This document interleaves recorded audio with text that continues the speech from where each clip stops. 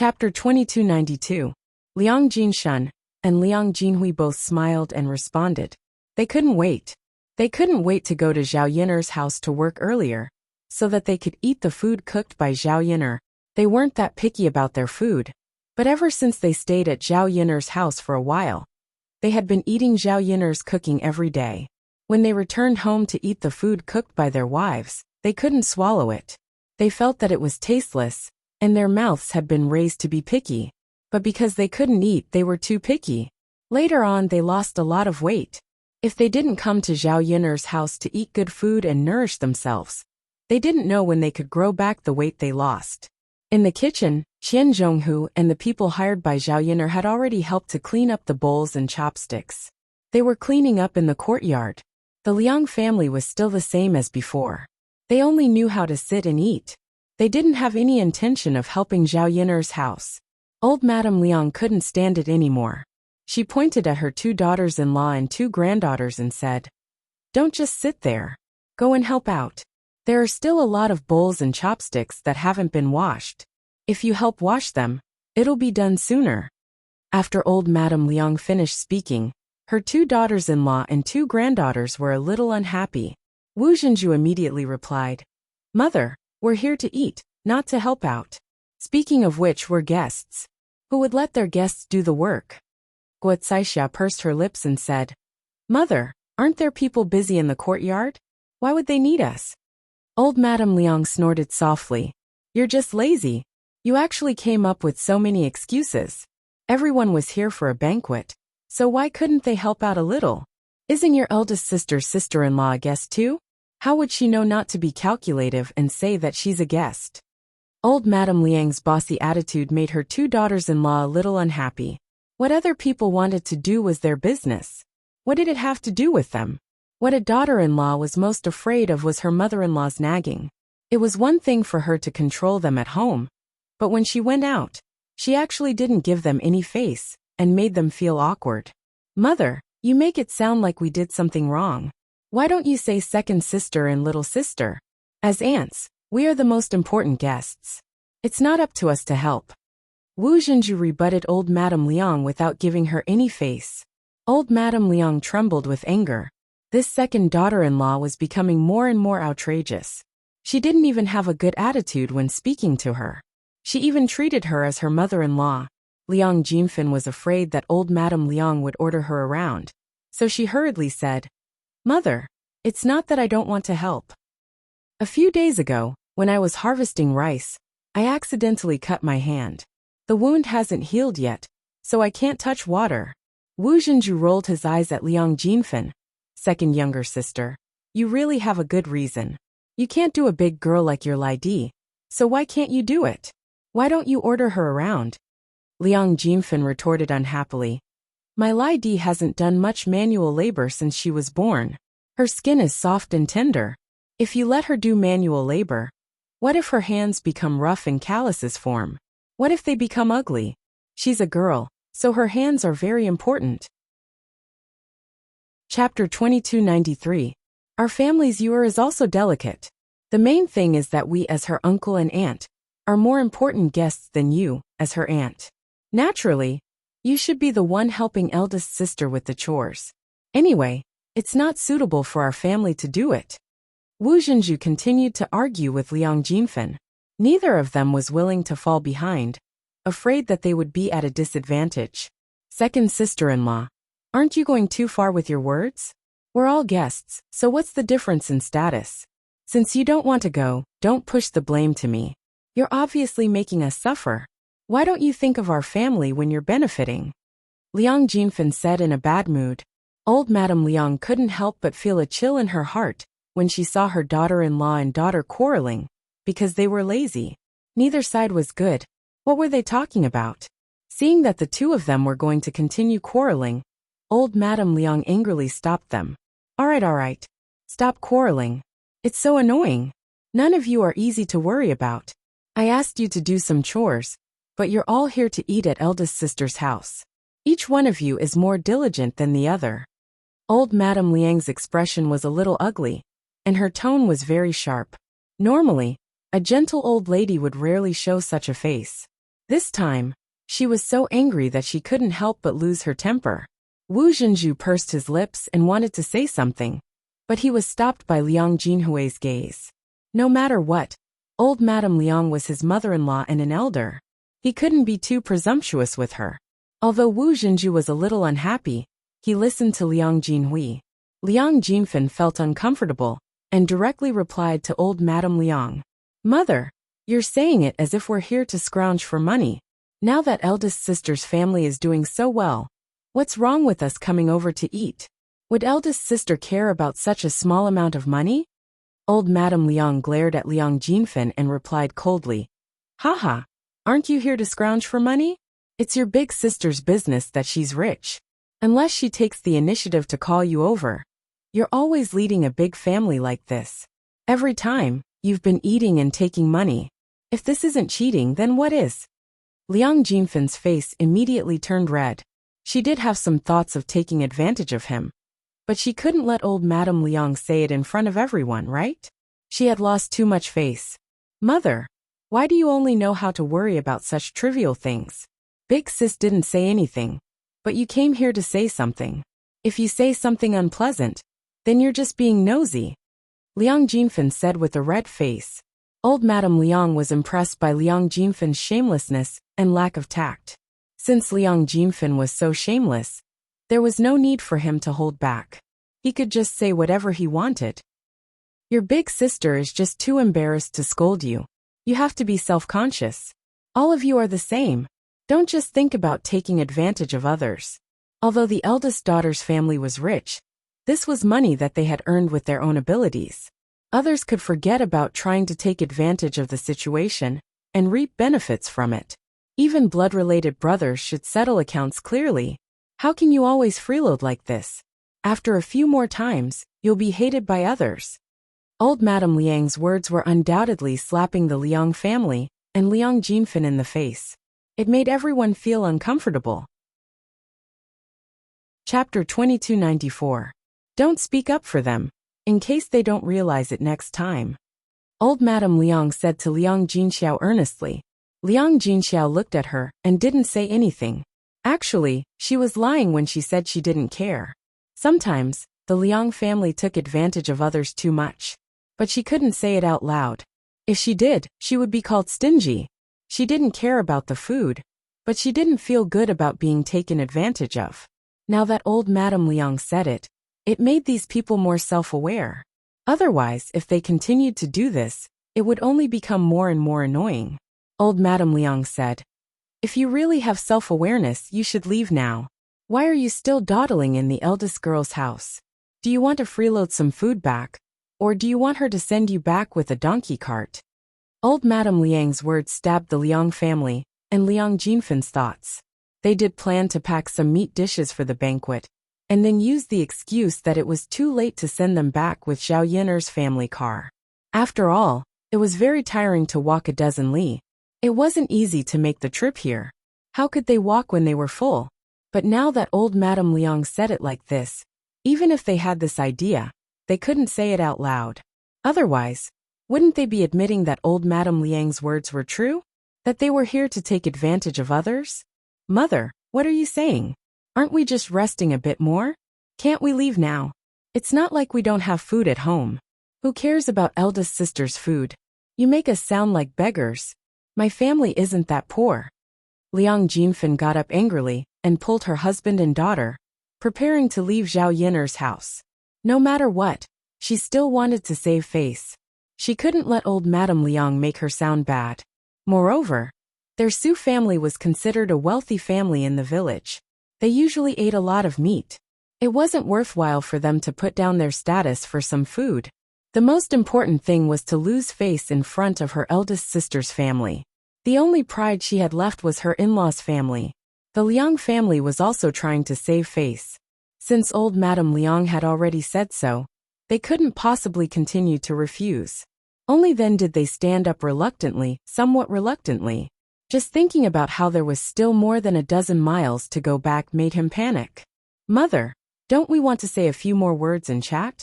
It wasn't easy for him to join in the fun, and he didn't know when he would be able to do so again.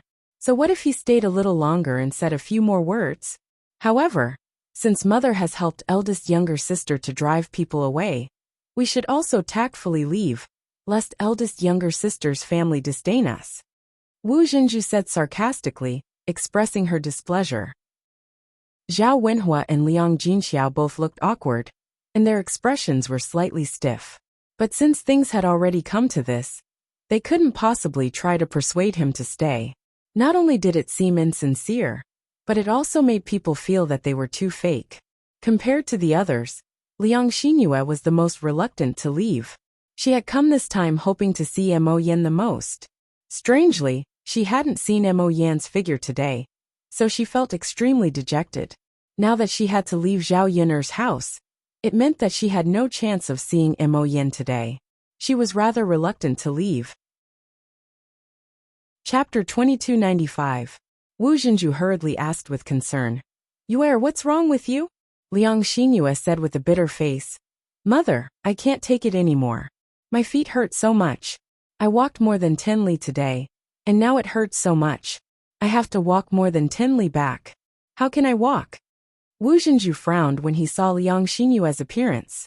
His daughter was a delicate person, but walking more than 10 li was indeed a bit much. Not to mention that Liang Xinyue's feet hurt now. Her feet also hurt badly. But what could she do? Her eldest sister's family had no intention of sending them back. Liang Xinyue squatted on the ground and continued to cry out in pain. Mother, I can't take it anymore. I really can't walk. Wu Zhenju sighed and said helplessly to Liang Jinxiao. Eldest sister, your family's donkey cart and horse carriage are useless anyway. Why don't you send them back?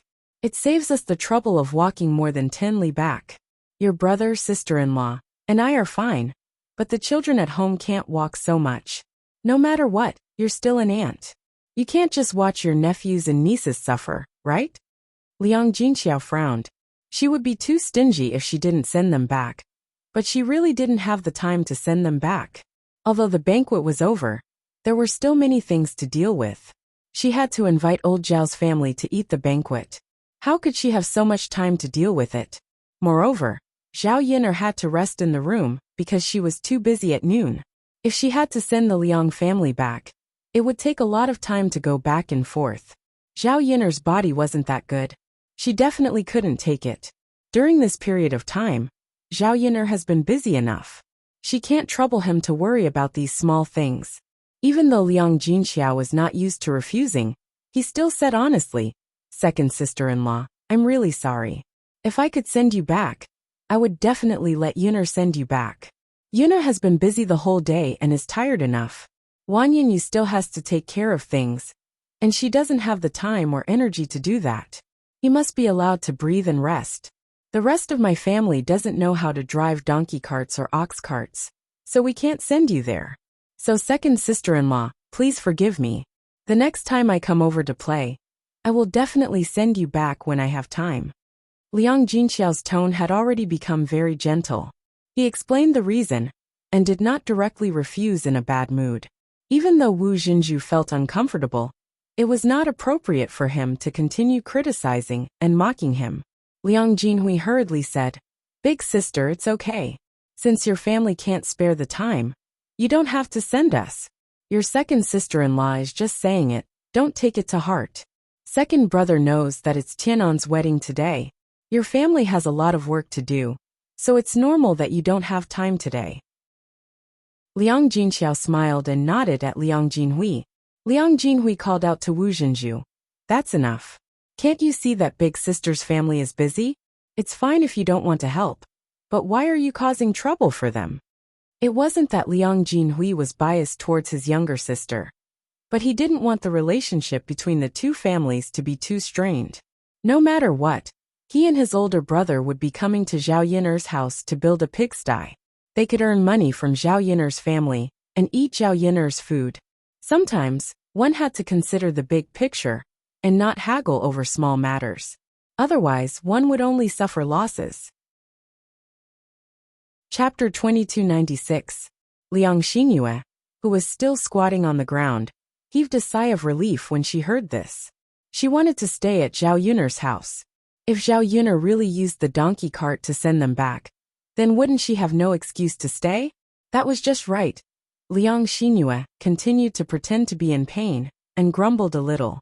She said to Liang Jinhui and Wu Zhenju, "Father, mother, I really can't walk. My feet hurt so much."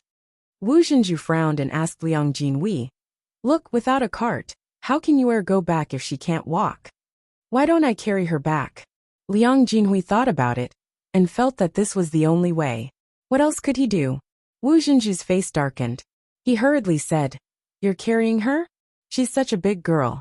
Let's not talk about whether I can carry her. Even if I can't carry her. It won't be good.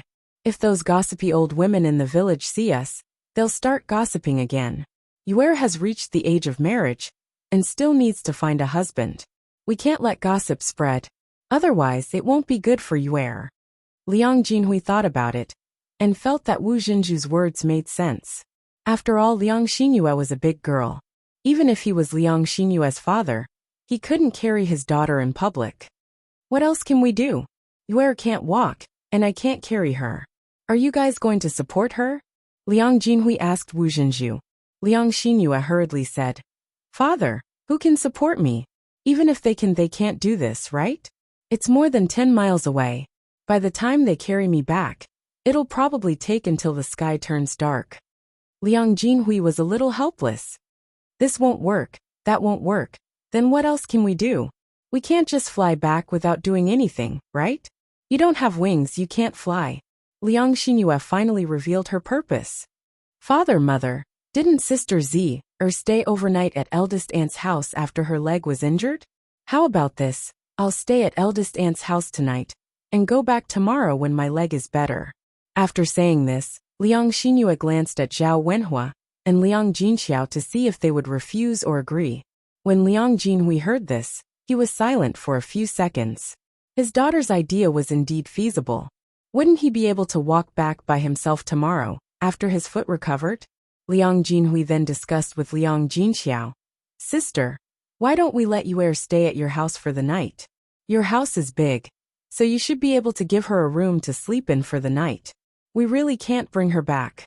Otherwise, she wouldn't have caused trouble for your family." Liang Jinxiao felt that this wasn't a big deal. At most, she would just stay for one night. It wouldn't cause too much trouble. Anyway, they had prepared a bed and a blanket at home. They ate a lot at night, so an extra set of chopsticks didn't matter. Liang Xinyue couldn't walk, so they couldn't force her to go back. That would be too unreasonable. Just as Liang Jinxiao was about to agree, Zhao Yun'er overheard their conversation. She actually didn't like people she hated living with her, especially Liang Xinyue. This woman clearly had ulterior motives.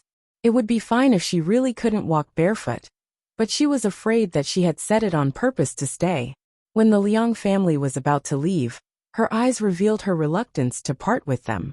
It was obvious that she didn't want to leave her house. That was why she came up with such a stupid idea to stay. Chapter 2297. How could she allow another woman to lay a finger on her man? How could she allow another woman to harbor any thoughts that she shouldn't have? Even if this person was her cousin, she wouldn't allow it. Now that she was with Mu Lianfeng, Zhao Yun'er realized that she was very possessive of the man she liked. She didn't want him to be involved with any other woman. If she really allowed Liang Xinyue to stay, what if she turned out to be a troublemaker? Who knew how much trouble it would cause? Zhao Yun'er raised her voice and said, "Cousin, you can't walk anymore?" When Liang Xinyue heard Zhao Yun'er's voice, she looked toward Zhao Yun'er. The two of them looked into each other's eyes. Liang Xinyue felt a little guilty, but in order to stay, she still nodded and said, "That's right, cousin. We walked more than 10 miles today.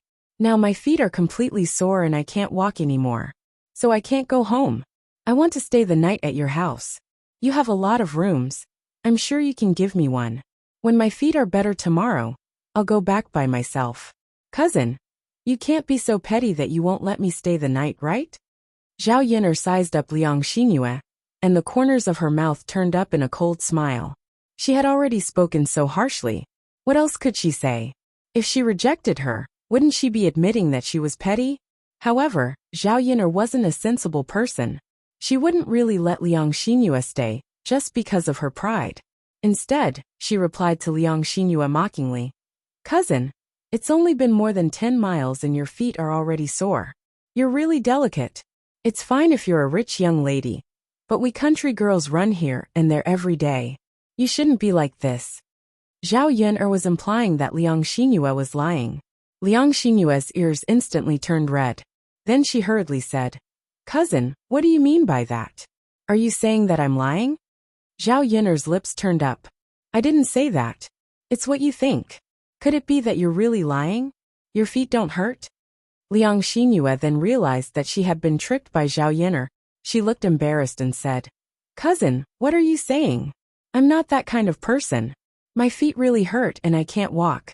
If I could go back, I wouldn't trouble you." Zhao Yun'er's smile became colder. From Liang Xinyue's reaction, and the guilty posture when she spoke, it could be seen that Liang Xinyu was indeed lying. Her motive was obvious. She wanted to stay over at her house. Wu Zhenju couldn't stand it anymore. He felt that Zhao Yun'er was being too aggressive. He couldn't help but scold Zhao Yun'er. "Yun'er, my Yuer's feet hurt, and she can't walk back. What's wrong with her staying over at your house for a night? Do you have to be so petty? You even came over to question this and that. You're making it seem like it's rare to have so many people around." After saying that, Wu Zhenju turned to Liang Jinxiao and said, "Sister, look at your daughter. We're relatives after all. Don't make it seem like we're worse than strangers. If this stranger is in trouble and really wants to stay over, we'll definitely help her. We won't chase her away like this." Liang Jinxiao was also in a difficult position. She frowned and looked at Zhao Yun'er. Actually, she also didn't understand why Zhao Yun'er would say such things. Even if Liang Xinyu was pretending, it wasn't a big deal for her to stay over for a night. Chapter 2298. When Liang Xinzi finished speaking, everyone looked at her. They didn't quite understand the meaning behind her words. "Dear girl, what are you saying? What do you mean my Yuer isn't pure and has ulterior motives? You have to be responsible for what you say. Tell me, what is my Yuer's motive?" She just opened her mouth and said it. "If you don't have any evidence, aren't you making slanderous accusations?" Wu Zhenju couldn't take it anymore and questioned Liang Xinzi fiercely. Liang Xinzi curled her lips and said indifferently, "Second aunt, what is Yuer's motive? Wouldn't it be better if you asked her? In any case, cousin Yun'er is right. Younger sister Yuer's foot isn't injured at all. It's not that she can't walk. She just wants to stay and doesn't want to leave." "You girl, you're spouting nonsense." Wu Zhenju was extremely angry. If it weren't for the fact that Mr. and Mrs. Dang were present, Wu Zhenju would have slapped Liang Xinzi a few times. She was already a grown girl, yet she was still spouting nonsense. It was simply infuriating. "I'm not spouting nonsense," Liang Xinzi still stubbornly replied. "Just now, I saw that younger sister Yuer could walk. Why did she say that her foot hurts, and she can't walk when we were just talking about going home? If it hurts, shouldn't it have hurt when we first arrived? In the end, it didn't hurt at first, but after resting for so long, it started to hurt. Younger sister Yuer's foot is really a bit strange." Hearing Liang Xinzi's words, everyone felt that Liang Xinzi's words made sense. If it hurt, it should have hurt from the beginning. Why did it start to hurt after resting for so long? That meant that Liang Xinyu was lying because she didn't want to leave. Wu Zhenju felt that he couldn't bear to lose face, so he stubbornly replied, "So what? Can't her foot hurt now? My Yuer isn't like you. She doesn't know how to lie." Liang Xinyu also bit her lower lip and glared hatefully at Liang Xinzi. This cousin of hers was too much. She deliberately exposed her and didn't give her any face. To put it bluntly, wasn't she also selfish? She did not want her to stay and interact with Mu Lianfeng and Mo Yen. She was afraid that she would find a good man. She was actually jealous of her and did not want her to be happy.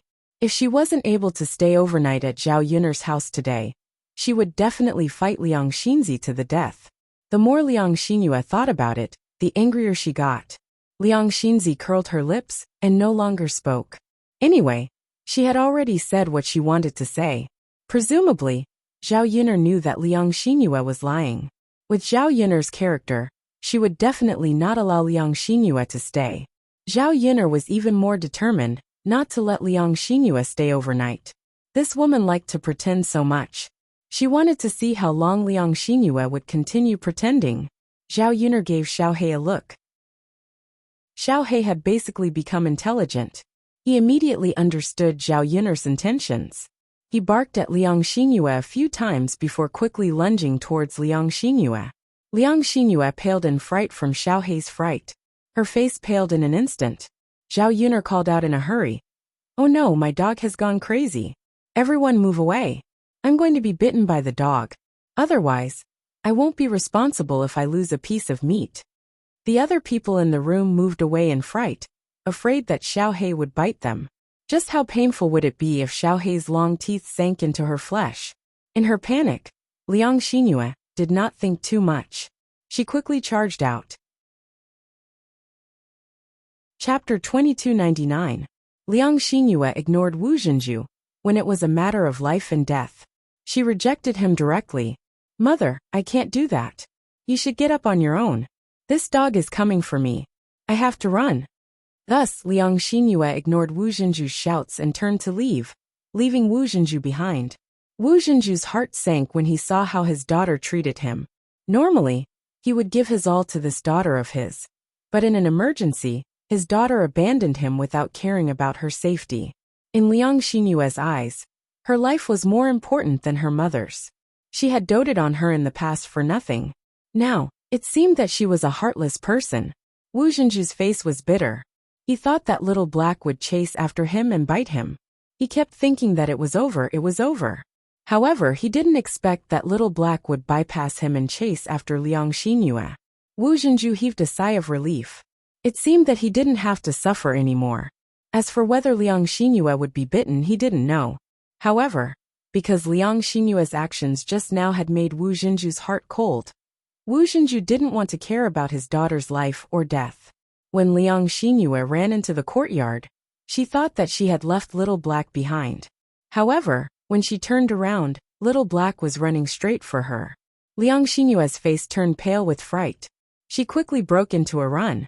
Little Black continued to chase after Liang Xingyue. Little Black listened to Zhao Yun'er's hint and didn't chase after Liang Xingyue directly. Instead, it started to bite Liang Xingyue. It only chased after Liang Xingyue as if it was teasing her. However, Liang Xingyue didn't know that. She thought that Little He wanted to bite her, so she didn't dare to stop. She kept running in the courtyard of Zhao Yun'er's house, but she couldn't get rid of Little He. Little He bared its fangs as it chased after Little He. Liang Xingyue was so scared that she was about to cry. This damn dog was too much. Why was he always chasing after her? There were so many people in the house, but it didn't bother with any of them and only chased after her. In the end, Liang Xingyue ran out of energy. She was out of breath and felt like she could die at any time. However, he was afraid of Xiao He and did not dare to stop. He continued to run. Zhao Yun'er, who was standing in the house, looked coldly at what was happening in the courtyard. There was a trace of disdain in her eyes. Before Zhao Yun'er could say anything, Liang Xinzi saw this and sneered. "Second aunt, you said that little sister Yuer wasn't faking it. Now you see it, right? She said that her feet hurt and she couldn't walk. How is it that when she was chased by a dog, she ran faster than anyone else? If I didn't remember wrongly, she was the one who ran the fastest among us. Did her feet hurt? That was obviously not the case. Wasn't little sister Yuer lying just now?" Even if he didn't want to admit it, Wu Zhenju couldn't deny it in front of the truth. This damned girl. He didn't know what she was scheming in her head. She actually lied and wanted to stay overnight at Zhao Yun'er's house. Now that he was exposed in front of everyone, Wu Zhenju was slapped in the face because of what he said just now. At this moment, his face was burning with pain. Zhao Yun'er curled her lips. She didn't have any intention of reprimanding Wu Zhenju. She only said indifferently, "Second aunt, if little sister Yuer really hurt her feet, I wouldn't be so petty as to not let her stay overnight. Last time, when little sister Z sprained her feet, I let her stay and even sent her there. It's clear that I don't have such thoughts." Chapter 2300. If it had been just now, Wu Zhenju might have scolded her a little. But now, She did not have the face to say anything because Liang Xinyue was the one who lied first, and they were not in the right to begin with. Zhao Yuner continued. Also, my family is a little busy today, and I'm afraid that Yue won't be able to take good care of her if she stays overnight. There are still a lot of things to do for Tianan's wedding later. Plus, we have guests at our house, and we just took in Pinger and Qin Yuan, so we don't have any empty rooms at home. We can't possibly let Yue squeeze in with other people to sleep, right? After Zhao Yuner said this, if Liang Xinyue continued to shamelessly stay, it would seem that Liang Xinyue was in the wrong. Although the Liang family was thick-skinned, they were not so thick-skinned that they had no scruples. Liang Jinhui coughed softly and said to Zhao Yuner awkwardly, Yuner, I've troubled you. Yue is too insensible. Don't worry. I'll take her with me later, and won't let her stay here overnight. Zhao Yuner smiled and nodded. Thank you for your understanding, second uncle. Liang Jinhui waved his hand awkwardly. It's fine, it's fine. It's Yue's fault. A victorious look flashed across Zhao Yuner's eyes. Seeing that she had achieved her goal, Zhao Yuner did not continue to torment Liang Xinyue. She called out to Little He, and Little He turned and ran towards her. Liang Xinyue heaved a sigh of relief. Because she ran too hard, her legs turned to jelly, and she sat on the ground, unable to regain her senses. Zhao Yuner could not help but mock her in her heart. How dare she act so arrogantly in front of her with such little guts? She really overestimated herself. After such a torment, the Liang family left with Liang Xinyue. Zhao Yuner's family immediately regained their composure. Zhao Yuner went to her room to rest for a while. When she woke up, it was already past 4 in the afternoon. The bowls, chopsticks, and other things in the house had already been cleaned up. The banquet only needed to heat up the dishes prepared for lunch. As for the tables borrowed from Zhao Yuner's family, they had already returned them. Zhao Yuner did not expect that her second uncle, Zhao Wenxue, would take the initiative to come to her house to help. After delivering the tables and chairs, Zhao Wenhua and Zhao Wenxue rested in the courtyard. Zhao Wenhua said gratefully, Second brother, thank you so much for today. Zhao Wenxue smiled and waved his hand. It's okay. We're brothers. You don't have to be so polite. Your family's Yuner saved my life before. Second brother, your injuries haven't healed yet, but you insisted on coming over to help. You've been busy for so long. Are you sure your body is okay? Zhao Wenhua asked with concern. After all, Zhao Wenshui's injuries were too serious. It hadn't been long. Could it be that Zhao Wenshui's injuries had already healed? Zhao Wenshui smiled and replied, I got some medicine from Dr. Sunday. I'm much better after recuperating. I can't just stay in bed all the time. Doing some light work and exercise will help me recover. Third brother, you were the one who moved the table. I only moved a few stools. Those light things are not tiring at all. What's wrong with me doing this kind of work? After hearing Zhao Wenshui's words, Zhao Wenhua nodded and felt relieved. That's good, that's good. Otherwise, second brother, I would feel guilty if something happened to you. Chapter 2301. Well, second brother, that's true, but you still have to be careful. After all, the injuries on your body are different from those of us who are not injured. If you work too hard and something happens to you, I will feel bad. Zhao Yunlong couldn't help but exhort. Yes, second brother, that's true. As the saying went, it was better to be safe than sorry. Otherwise, it would be troublesome if something really happened. Zhao Wenshui smiled and nodded. Yes, I know. I know my own body well. I won't force myself to do things that I'm not confident of. Yes, yes. Zhao Wenhua smiled foolishly. Not long ago, his second brother had always been lazy and unwilling to do anything. It was just like how Zhao Wenshui had always used the excuse of not feeling well to not do farm work before they had separated from the family. But now he actually took the initiative to help his family. Moreover, Zhao Wenshui didn't just help his family. He also helped the other families. Zhao Wentao mentioned that Zhao Wenshui helped to harvest grains. Based on this, it could be seen that his second brother had really turned over a new leaf and was different from before. Of course, this was a good thing for old Zhao's family. In the past, Zhao Wenshui was too muddle-headed and did a lot of ridiculous things. Not only did he implicate others, but he also suffered. Now his second sister-in-law had divorced his second brother. Their relationship with Jing was also very strained. Zhao Wenshui had to live with Zhao Tianyu alone. Life wasn't easy. It didn't matter if the villagers were poor. The most important thing was to work hard as a family. He didn't even have a wife, and had to rely on himself. It felt strange. After the two of them sat down to rest for a while, Zhao Wenhua asked earnestly, "Second brother, do you have any plans in the future? You can't possibly live with Tianyu alone." Zhao Wenshui smiled and said, "After some time, I'll go to my second sister-in-law's maiden home and coax her. I'll make things clear to her, and hope that she can forgive me and come back with me. I know I've done a lot of ridiculous things, but I want to turn over a new leaf now. So I hope your sister-in-law can give me a chance to turn over a new leaf." Zhao Wenhua nodded. "That's good. After all, second sister-in-law is Tianan's mother. It's better for her to take care of him. If you marry another woman, Tianyu will only have one more stepmother, and may not be able to take good care of the child. Yes, no matter how good a stepmother is, she is not as good as a biological mother." Tianyu also said that he misses his mother. Zhao Wenshui sighed with emotion. If it weren't for the stupid things he had done before, Li Chuiying wouldn't have left, and Li Chuiying and Zhao Tianyu wouldn't have been separated. A good family had been turned into a mess by him alone, to the extent that the family was almost torn apart. Fortunately, he had come to his senses now. Otherwise, if he continued to cause a ruckus, no one would care even if he died. Zhao Wenhua patted Zhao Wenshui's shoulder. "Second brother, take it slow. I believe second sister-in-law can't bear to part with Tianyu. In the future, your family will be able to live a good life together." "Thank you, third brother." Zhao Wenshui thanked him gratefully. Everyone else despised him. Only Zhao Yunlong and Zhao Wentao were willing to pay attention to him and talk to him. The people from the first branch of the family didn't even want to look at him. Chapter 2302. I just want to thank you, third brother.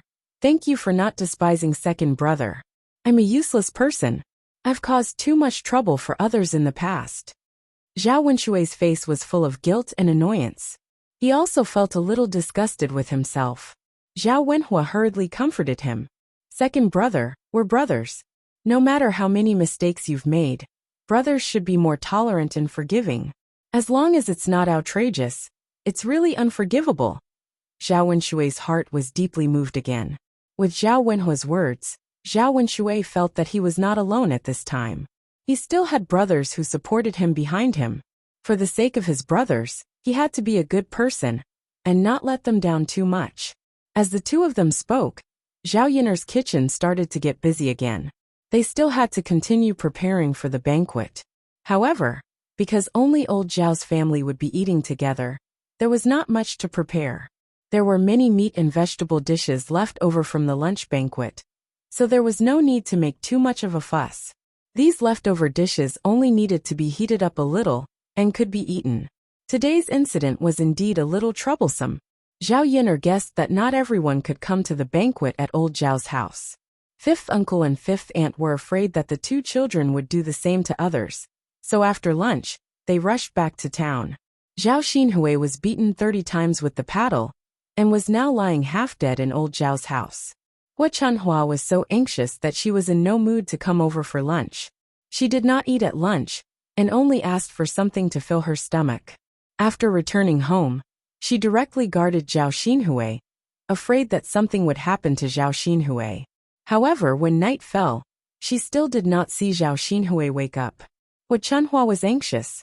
When night fell, Zhao Xinhui still did not wake up. Could it be that something serious really happened? If something serious happened to her daughter, she did not want to live anymore. She didn't want to see her son die before her own.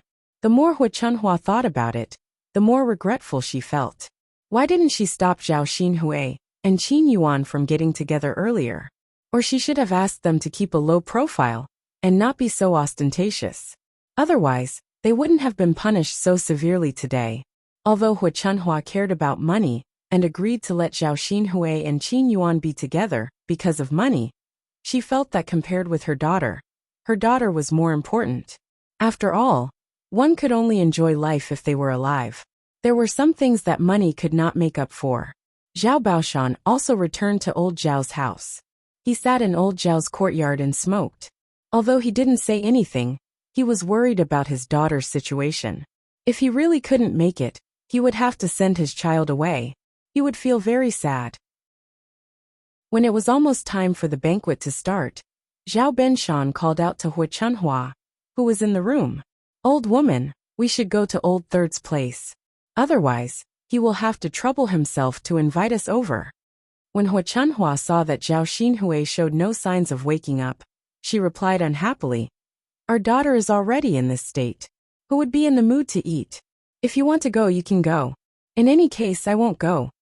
Zhao Baoshan put down his cigarette and sighed heavily. "Even if you don't want to eat, you won't wake up. The most important thing is to fill your stomach. If you fall, who will take care of her? No matter what, you have to take care of your own health. Don't tire yourself out first." Chapter 2303. After being scolded by Zhao Baoshan, Hu Chunhua wiped the tears from the corners of her eyes. "I don't care. Anyway, if my daughter can't do it, I won't be in the mood to eat. You're the only one who's magnanimous. Your daughter is already like this, but you don't even fart. You don't even care about her. It's not like she's your daughter. Why is she so pitiful to have such a heartless father like you?" The corner of Zhao Baoshan's mouth twitched. This old woman's words were too infuriating. Could it be that he, an old man in his 20s, had to cry like a woman? What kind of joke was that? The scandal today had already embarrassed him enough, and he was being mocked by the other people in the village. If he still cried and made a fuss now, who knew how many people would continue to laugh at him later on? When one was old, what they cared about the most was their reputation. He didn't want to become the target of ridicule before he died. As for Zhao Xinhui, speaking of which, he was also full of anger. Even if she had hooked up with the Qin Yuan, she didn't have to be so ostentatious like today. He didn't know where she learned from. She didn't go home when she had a home, but ran to the grassland every day to have sex. Wasn't she deliberately letting others catch her? In addition, she was unlucky today to have met Lord Li Zheng, so she had to be punished for this matter. Zhao Baoshan's only worry now was that this matter would spread throughout the surrounding villages. After all, bad news spread far and wide. He didn't want old Zhao's family to be mocked by the surrounding villages. Otherwise, he wouldn't be able to go out and meet people. Is there any use for me to worry? Will my daughter wake up after yelling at her a few times like you? What are you talking about? Zhao Baoshan snorted in displeasure. Hu Chunhua sobbed. If you want to eat, you old man can eat. Don't worry about me. If Huier doesn't wake up, I'll have to call Dr. Sun over to take a look. I don't want anything to happen to her. Fine, fine, fine. I won't care about you. Old woman, you can do whatever you want. It's none of my business anyway. Zhao Baoshan replied angrily, then got up and walked in the direction of Zhao Yiner's house. When Zhao Baoshan came over, Zhao Wenhuo went forward and asked Zhao Xinhui's condition. Zhao Baoshan's head and Zhao Baoshan's mother. Zhao Xinhui's heart. Zhao Yunlong was worried for Zhao Xinhui. After all, she was his sister. Even if Zhao Xinhui had done something wrong, he did not want Zhao Xinhui to lose her life. Zhao Yunlong comforted Zhao Baoshan, and then began to prepare for the banquet. The originally lively wedding was disrupted by today's incident. The atmosphere in old Zhao's house was a little gloomy, and there was no sense of joy like before. But there was nothing the third branch could do. If they had known in advance, they would have stopped it. After the family had dinner together, they went back to their own homes. They didn't have the mood to make a scene in the bridal chamber. However, it gave Zhao Tianan and Mu Hin a chance to have some peace and quiet. Zhao Tianan could only enter his bridal chamber to see Mu Hin at night. Mu Xian had been waiting alone in the bridal chamber for a long time. In the middle, only the third branch had sent her some food. After that, she was the only one left. She was bored to death. She heard some sporadic conversations outside the bridal chamber. She knew that something big had happened in the family today, but no one told her. As soon as Zhao Tianan came, Mu Hin's mood rose a lot. She was a little excited. Chapter 2304. As soon as Zhao Tianan entered the room, Mu Hin smelled the alcohol on him and asked with concern, Tianan, how are you feeling? Are you feeling unwell? A person's body would feel uncomfortable after drinking too much. Zhao Tianan smelled so strongly of alcohol, so he must have drunk a lot.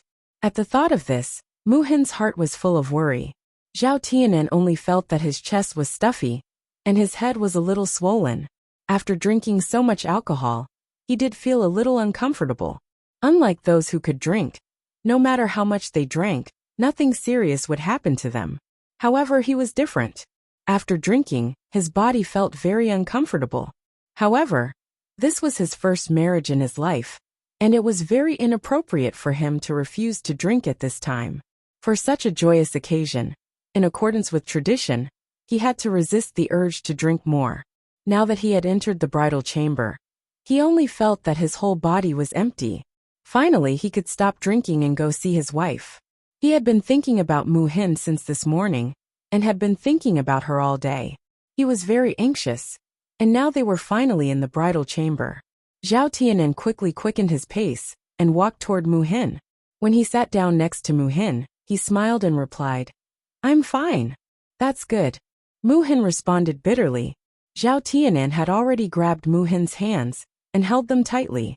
With a happy expression, he said excitedly, Xin, I finally married you today and became your husband.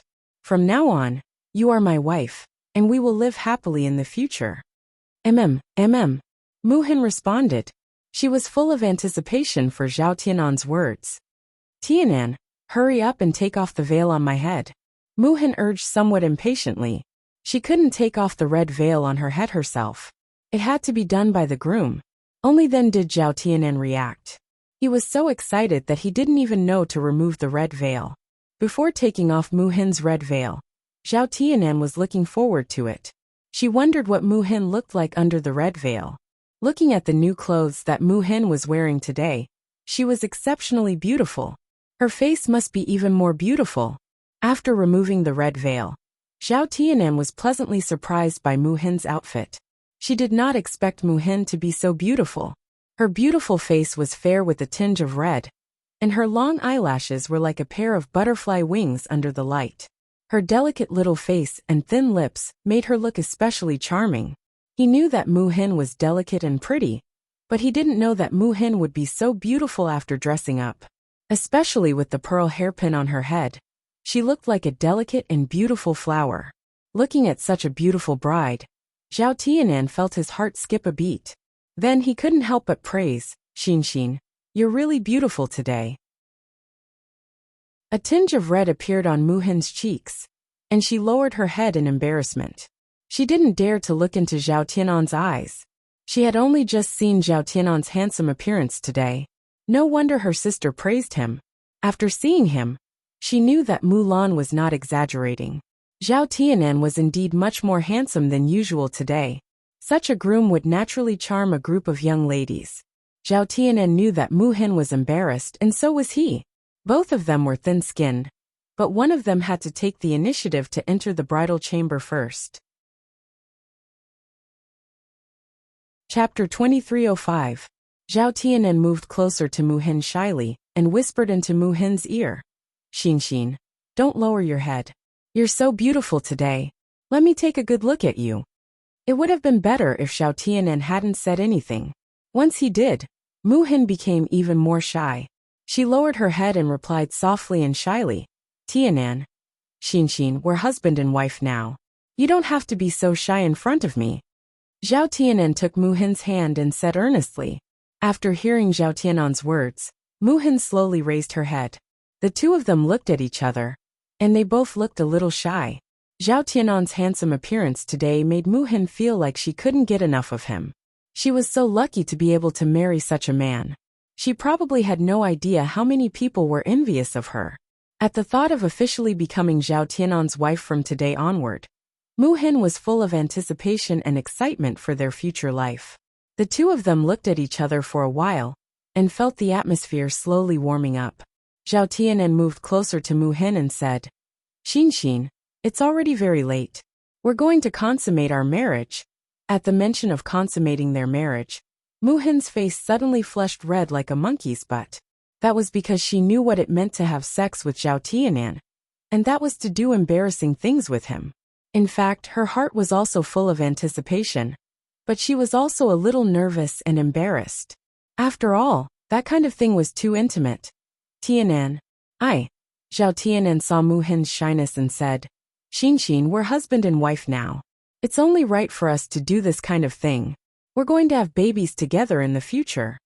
Muhin nodded shyly and responded. She married the man she liked. Her happiness wasn't to give birth to his children. However, when giving birth to a child, they had to consummate their marriage. Xin. Zhao Tianan was getting closer to Muhin. He reached out and was about to take off Muhin's clothes. Muhin's heart clenched as he realized what Zhao Tianan was about to do. He hurriedly stopped him. Tianan, what happened? Zhao Tianan was stunned. He thought that Muhin was unwilling, so he felt a trace of disappointment and sadness in his heart. Muhin blushed and asked, Is there anyone outside? She had previously mentioned that there were many newlyweds who could eavesdrop from behind the door or through the windows. That was why she was embarrassed. If someone heard her, how embarrassing would that be? Zhao Tianan pondered for a few seconds and replied uncertainly, I don't think so. Why would there be people outside? He had just seen his parents and the rest of the family wash up, and then go back to their rooms. Muhin was a little worried and said to Zhao Tianan, Go take a look and confirm it. Zhao Tianan nodded and got up to open the door. He then opened the window to take a look. After confirming that there was no one outside, he returned to Muhin's side.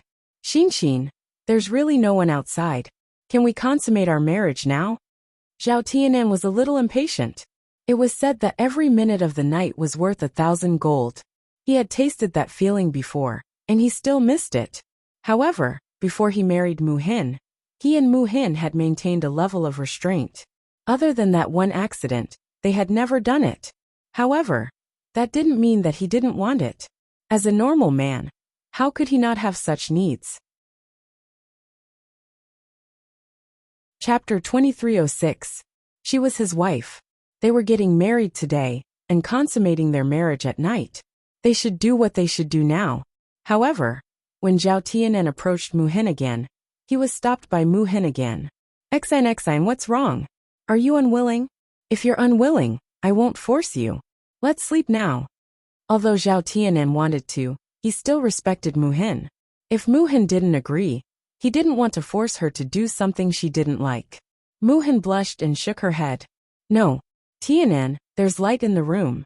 Can you blow out the candles first? Muhin's voice was very small when she said this, as if she was very nervous.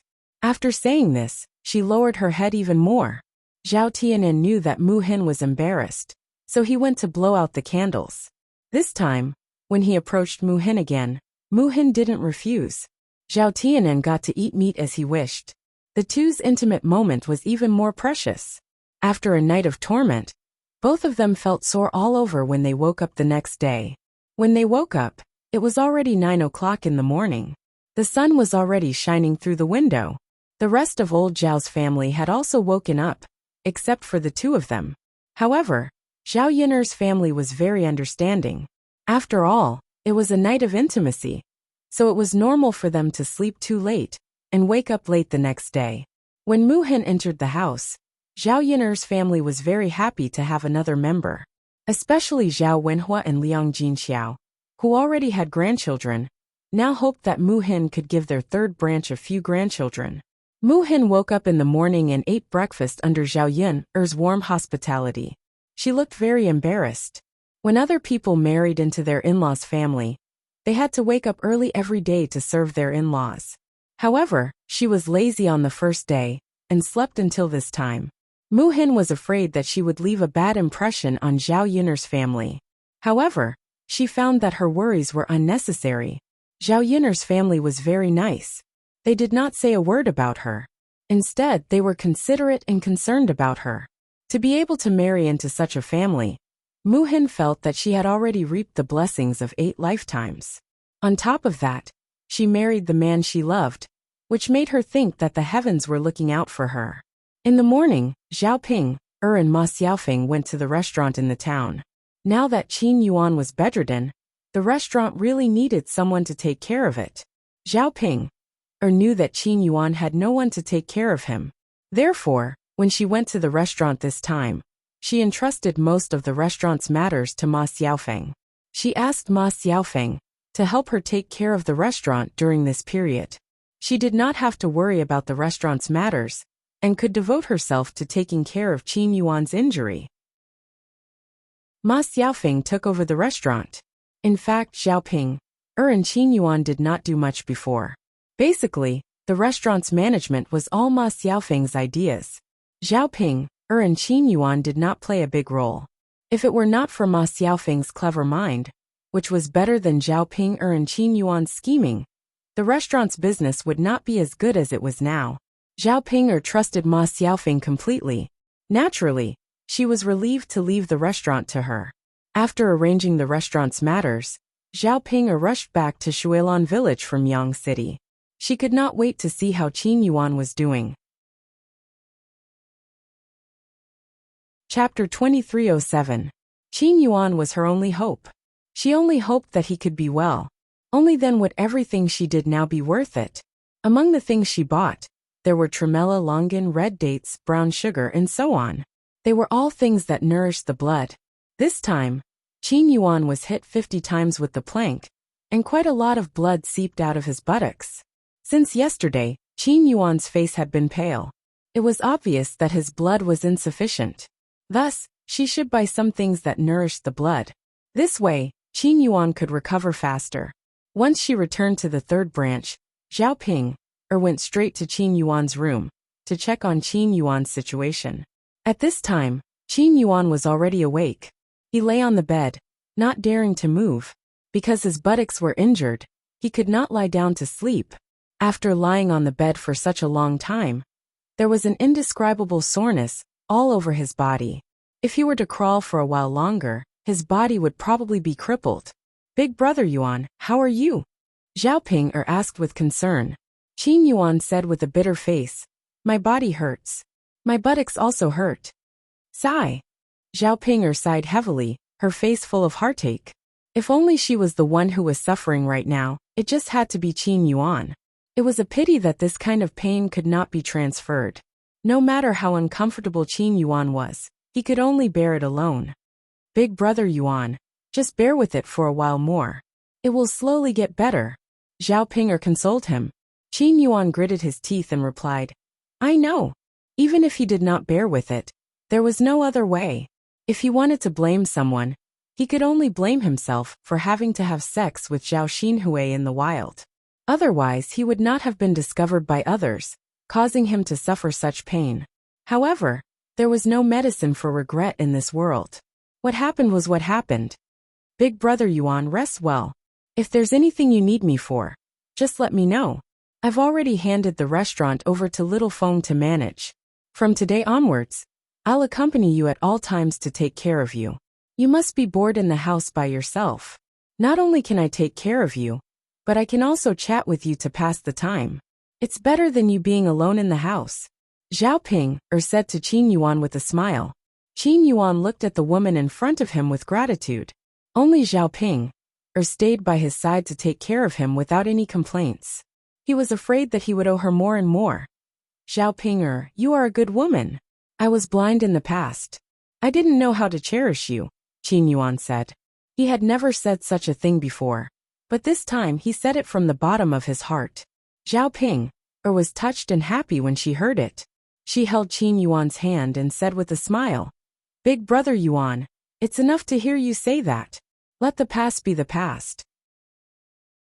As long as we are together now, it's fine as long as we live well together. Qin Yuan nodded heavily in response. Then he suddenly thought of Zhao Xinhui. Compared to Zhao Ping, Zhao Xinhui was clearly much colder. He knew that Zhao Xinhui didn't truly love him. Or rather, even if Zhao Xinhui loved him, Zhao Xinhui definitely loved herself more than she loved him.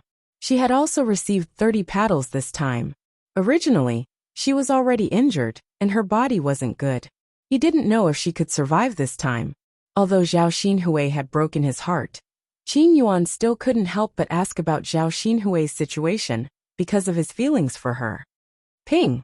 How is your aunt now? Zhao Ping was slightly stunned. Then, a hint of jealousy appeared on her face. Chapter 2308. Her aunt was such a bad woman. Why was Big Brother Yuan so obsessed with her? Could it be that he did not remember what she did and said to him yesterday?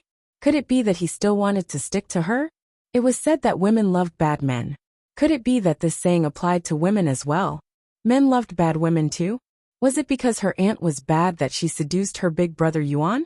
Seeing Zhao Ping's displeasure and jealousy, Qin Yuan hurriedly said, Pinger, don't misunderstand. I was just casually asking. If you don't like it, I won't ask anymore, Zhao Pinger sighed. She was not used to Qin Yuan's attitude. After all, she was used to Qin Yuan's modesty. Zhao Pinger said, Big Brother Yuan, my aunt's condition is much worse than yours. I heard from my grandfather last night that she still hasn't woken up at night. Oh, Qin Yuan responded. Zhao Xinhui's condition was indeed much worse than his. He just did not know if something big would happen. Even if Zhao Xinhui treated him like that, and made him feel a little bitterly disappointed, Qin Yuan was clear that he had implicated Zhao Xinhui in this matter. After all, he was the one who liked Zhao Xinhui first, and took the initiative to pester Zhao Xinhui. And it was also him who suggested to have sex in the open to seek excitement, when he was discovered. Even if his fate with Zhao Xinhui was over in the future, he still did not wish for anything to happen to Zhao Xinhui in his heart. Zhao Pinger pursed her lips and said to Qin Yuan, Big Brother Yuan, don't worry about her. Whatever happens to her, she asked for it. The most important thing is for you to take care of your own injuries. Big Brother Yuan, you're hungry now. I'll go prepare some food for you. I bought mini tonics from Yang City today.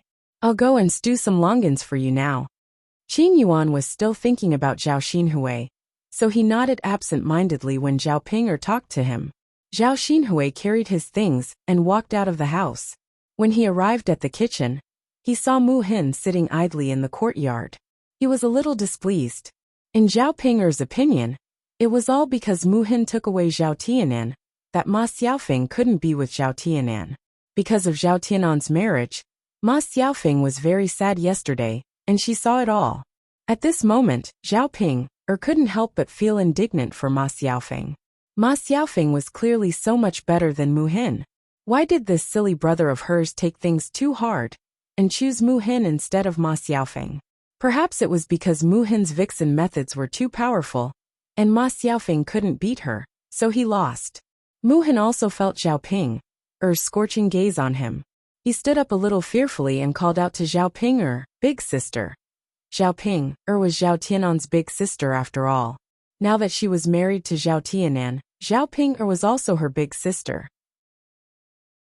As for Zhao Ping, no matter whether she liked her or not, and no matter what grudges they had in the past, she had to maintain respect for Zhao Ping, for Zhao Tianan's sake. Zhao Ping rolled her eyes at Mu Hin and said sarcastically, You're so free, sitting there doing nothing. Did the Zhao family marry you back to treat you like an ancestor? After being scolded by Zhao Ping, like this, Mu Hin lowered his head and didn't know what to say. In fact, she also wanted to help with the chores, but Zhao Yan and Liang Jinxiao both rushed to do the chores. She also woke up late, so there were many things that she didn't have a chance to intervene. Chapter 2309. After being scolded by Zhao Ping, Mu Hin walked up to Zhao Ping, and asked weakly, Big sister, is there anything I can help you with? Although Mu Hin had already taken a step back and showed a good attitude, Zhao Ping was still not tactful. She rolled her eyes at Mu Hin, and then stuffed the longan and red dates in her hand into Mu Hin's hand. She ordered her aggressively, Hurry up and help me stew the longan. I want to make it for my husband. He needs it to nourish his body. Mu Hin took the longan from Zhao Ping's hand and immediately nodded. Okay, big sister, I'll go now. Although she felt uncomfortable being treated like this by Zhao Ping, she knew that since she was the daughter-in-law of the Zhao family, she had to be respectful to the Zhao family. For Zhao Tianan's sake, she had to endure it. Mu Hin took the things into the kitchen and began to help Zhao Ping stew the longan. Zhao Ping pursed her lips and looked at Mu Hin with displeasure. However, she did not continue to argue with Mu Hin. Instead, she turned around and went into Qin Yuan's house to continue accompanying Qin Yuan. Naturally, Mu Hin did not have to worry about this matter. She was not worried that Mu Hin would steal the longan. If Mu Hin really did steal the longan, she could not wait. She could use this matter to make a fuss in front of Zhao Tianan and let his younger brother know what kind of person Mu Hin was. At this time, Zhao Yin'er was at old Zhao's house. She had borrowed a lot of bowls and chopsticks from old Zhao's family during the banquet yesterday. Now she was here to return them the bowls and chopsticks. When she arrived at old Zhao's house, she found that the atmosphere in old Zhao's house was a bit gloomy. When Zhao Yin'er returned the things to Qian Zhonghu, she asked casually, "Fourth aunt, did something happen to our family?" Qian Zhonghu sighed and pulled Zhao Yin'er to the side. She whispered to Zhao Yin'er, "Yin'er, it's your aunt. What's wrong with my aunt? Didn't Dr. Sun take a look at her yesterday? In the end, your aunt didn't wake up at night. Dr. Sun said that your aunt's condition has worsened. She doesn't know if it will endanger her life. Dr. Sun said that if she doesn't wake up in the next 2 days, she might not make it." Qian Zhonghu sighed secretly. After all, Dr. Sun said that she should be able to save her life. Old Zhao's family was relieved because of this. Who knew that in the blink of an eye, her condition had worsened? If she didn't wake up in a few days, she might not make it. Didn't that mean that Zhao Xinhui would die at a young age? Although Zhao Xinhui was usually a bit too arrogant, she wasn't a bad person. Her personality was spoiled by Hu Chunhua, so her nature was still considered pure. She was only in her 20s now. She was in the prime of her youth. It would be a pity if she died at this time. The most important thing was that Hu Chunhua and Zhao Baoshan had to send off their own children. How sad would that be? As her brothers and sisters-in-law, they couldn't bear to see such a scene. Zhao Xinhui was in the wrong. It was enough to punish her 30 times with the paddle. If she lost her life, it was still too much. Zhao Yin'er didn't feel much. Zhao Xinhui was such a scourge, and she was the one who caused her to end up like this. She reaped what she sowed, so there was naturally no sympathy. Chapter 23:10. Qianjue sighed and said, "Yes, life and death are fated. I just hope that your aunt will be blessed by the heavens this time. Your grandpa and grandma were guarding your sister-in-law the whole night last night. They're already so old. How can their bodies endure staying up all night? They can only relax if your aunt wakes up earlier. Otherwise, they'll probably collapse from exhaustion." Qianjue was full of worry as she spoke. Her family had tried to persuade Zhao Baoshan and Hu Chunhua, but the old couple refused to listen. They didn't care whether they were tired or not, and just stayed by Zhao Xinhui's side. Zhao Yin'er couldn't help but shake her head. This Zhao Xinhui was really harming others and himself. As long as he kept a distance from Qin Yuan, he wouldn't implicate her, and old Zhao's family wouldn't worry about her. Speaking of which, Zhao Xinhui could be considered a mistress in someone else's marriage. Mistresses didn't have good endings since ancient times. It was better in ancient times, but in the 21st century, wouldn't Zhao Xinhui be hacked to pieces by his first wife? There's no point in being anxious. We can only wait. Fourth aunt, return the things to me. I'll be leaving first. Okay, go back. Qianjue nodded. She didn't want to add to the troubles of old Zhao's family with Zhao Yin'er. When Zhao Yin'er returned home, she saw Mu Hin busy in the kitchen. Zhao Yin'er quickly ran over and said to Mu Hin, "Xin, rest first. Let me do the work. Don't worry so much about family matters. You must be tired from last night, right? Rest well today." Zhao Yin'er knew that the newlyweds had a lot of fun last night. She was worried that Mu Hin's body couldn't take it, so she stopped her and didn't let her do more work. When Mu Hin heard Zhao Yin'er's words, she blushed and lowered her head shyly. Zhao Yin'er smiled awkwardly. She had forgotten that Mu Hin was a shy girl, unlike Mulan. She could talk about such things openly with Mulan, but she could not do so in front of Mu Hin. Zhao Yin'er couldn't help but mutter in her heart. They obviously came from the same womb. Why did Mulan not know how to be shy when talking to her about this kind of thing? But Mu Hin was so shy. However, when she thought of the gap between her and Zhao Yuner, she felt that the gap between Mu Hin and Mu Lan was nothing. One had to know that the original owner had a delicate face, but Zhao Ping'er's face was extremely ugly. Well, let's not dwell on this matter. Zhao Yuner smiled and said to Mu Hin, "You're married to Tianan, so you're my sister-in-law. I'm your second sister. There's nothing to be shy about between us. You and Tianan are husband and wife. Since you're already married, there's bound to be bedroom matters, cough cough. If there's anything you don't understand, you can ask me directly. You can also ask Mu Lan's sister-in-law." Mu Hin's face turned even redder. Zhao Yuner had never seen such a shy girl. She instantly regretted her words. Wasn't she a little too straightforward? Mu Xian was a little scared, however. She didn't know that Mu Hin's skin was so thin. She didn't even have a third of Mu Lan's skin. It seemed that she had to discuss with Mu Lan later, and let Mu Lan teach her sister well. Mu Hin hesitated for a few seconds before responding. Her voice was as soft as a mosquito's. If it wasn't for the lack of noise in the room, Zhao Yuner probably wouldn't have heard it. Chapter 23:11. Sister Ping asked me to stew longan and red dates for brother-in-law to nourish his body. Mu Hin explained truthfully. Zhao Yuner frowned when she heard this. She was a little angry. What was Zhao Ping'er doing? Qin agreed to stay in Qingyuan and kindly took them in. But Zhao Ping'er, didn't she know that she was living under someone else's roof? Did she really think of this place as her own home? It was fine if she was a little arrogant outside, but when she stayed in someone else's house, she acted like a tyrant. Now, she actually liked to work for Mu Hin?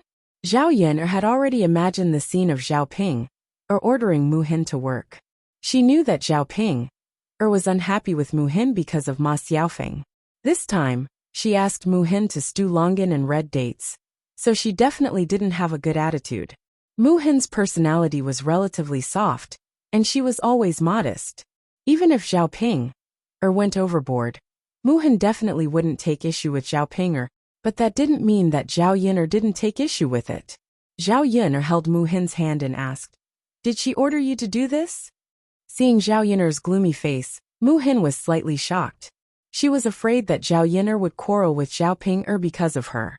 She felt that it wasn't worth it. After all, she had only been married for a day. If the third branch quarreled and had conflicts because of her, she would feel uncomfortable. This would make her feel that she was a troublemaker, and that everything was because of her. When faced with Zhao Yuner's question, Mu Hin said gently, "Sister Yuner, it's just stewing longan and red dates. It's not a big deal." Although it was indeed as Mu Hin had said, this was just a small matter, the significance was different. Then she must have ordered you to do it. This Zhao Ping'er. Zhao Yuner clenched her fists, making cracking sounds. She gritted her teeth and prepared to find Zhao Ping'er to settle the score. Mu Hin hurriedly stopped Zhao Yuner. "Sister Yuner, it's just a small matter. You don't have to look for Sister Ping'er. Forget it. I can't let this go. I have to let her know who has the final say in this family. If she can't recognize her position here, then she doesn't need to stay here anymore. Xian, don't stop me.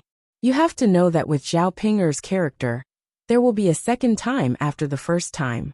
The more you give in to her, the angrier she will be. In order to prevent her from continuing to bully you, you have to settle the score when it's time."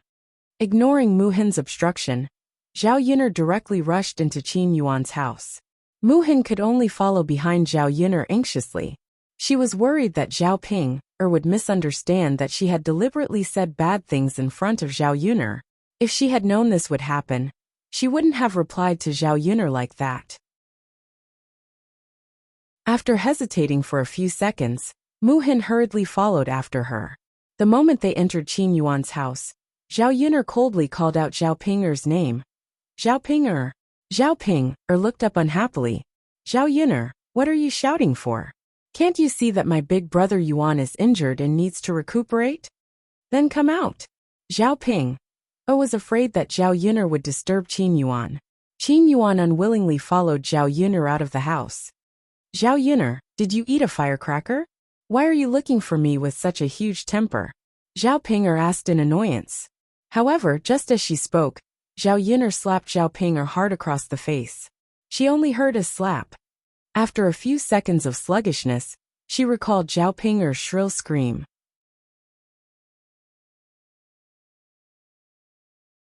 Chapter 23:12. Zhao Yin'er, have you been bitten by a mad dog? Why are you making trouble for me again? What have I done? Aren't you being too much of a bully? She slapped me for no reason. If it weren't for the fact that Qin Yuan had to stay with the third branch, based on Zhao Ping'er's temper, she would have rushed up and fought with Zhao Yin'er. She was being too much of a bully for no reason. At this moment, her face was burning with pain. Zhao Ping'er couldn't help but worry about her face. She was already ugly enough. Now that her face was swollen from the slap, wouldn't it become even uglier? Why am I making trouble for you? Don't you know it in your heart? Zhao Yin'er replied unhappily. No what? Zhao Ping'er was a little confused. When did she provoke Zhao Yin'er? This time, it was clearly out of the blue. You don't know what you've done? Zhao Yin'er, if you have something to say, just say it. Don't beat around the bush. I don't know what you're talking about either. Alright, since you don't know, I'll tell you. I want to ask, who gave you the right to order Mu Hin around? Zhao Yin'er's eyes had a hint of sharpness. Zhao Ping'er was stunned and said with disdain. She's Tianan's daughter-in-law, and I'm Tianan's older sister. As the eldest sister, can't I order my younger sister-in-law around? She's a woman who married into our family. If she doesn't work for us, should we treat her like an ancestor? Zhao Yin'er, even if this matter is brought up in front of others, I'm not necessarily unreasonable. What right do you have to slap me because of this? Aren't you going too far? Haha, who do you think you are? Zhao Ping'er, father and mother don't want to have anything to do with you. We're taking you and Qin Yuan in now. Please understand your position in this family. You're just a married woman. You don't have the right to meddle in the family's affairs. Moreover, you and the Qin Yuan are both living under someone else's roof, so you'd better behave yourselves. If you say that you're making me unhappy, I'll tell you to scram right now. When Mu Hin marries into our family, you can let her serve her in-laws and take good care of her husband. But you don't have the qualifications to work for an outsider. If there's a next time, you know the consequences. Zhao Yin'er said with a serious face and gave Zhao Ping'er a warning look. Zhao Ping'er was very unhappy, but she was shocked by Zhao Yin'er's words. Zhao Yin'er understood Zhao Ping'er's temperament. She meant what she said, and she was very ruthless. If he was really kicked out by Zhao Yin'er, how could Qin Yuan's body take it? For the sake of Qin Yuan, even if Zhao Ping'er felt wronged, she still gritted her teeth and endured it. After seeing Zhao Ping'er tactfully nod her head, Zhao Yin'er restrained her anger and let Zhao Ping'er go. Because of this, Zhao Ping'er hated Mu Hin even more. It must be this B***TCH who ran to Zhao Yin'er to complain. Zhao Tianan must be blind to marry such a woman. Zhao Ping'er suppressed the anger in her heart and returned to Qin Yuan's room. Qin Yuan heard the conversation outside the room just now. When he saw the slap mark on Zhao Ping'er's face, he felt a touch of pain in his heart. He knew that Zhao Ping'er was wronged because of him. In his heart, he felt even more guilty towards Zhao Ping'er. If it weren't for them living under someone else's roof, how could they tolerate Zhao Yin'er's rampant behavior? Sigh, what could they do? Chapter 23:13. Qin Yuan reached out and touched Zhao Ping'er's face. He asked with concern, Ping'er, does your face hurt a lot? Zhao Ping'er was slightly stunned. She raised her head and glanced at Qin Yuan. This was the first time she saw Big Brother Yuan being so concerned about her. Moreover, he was speaking to her so softly.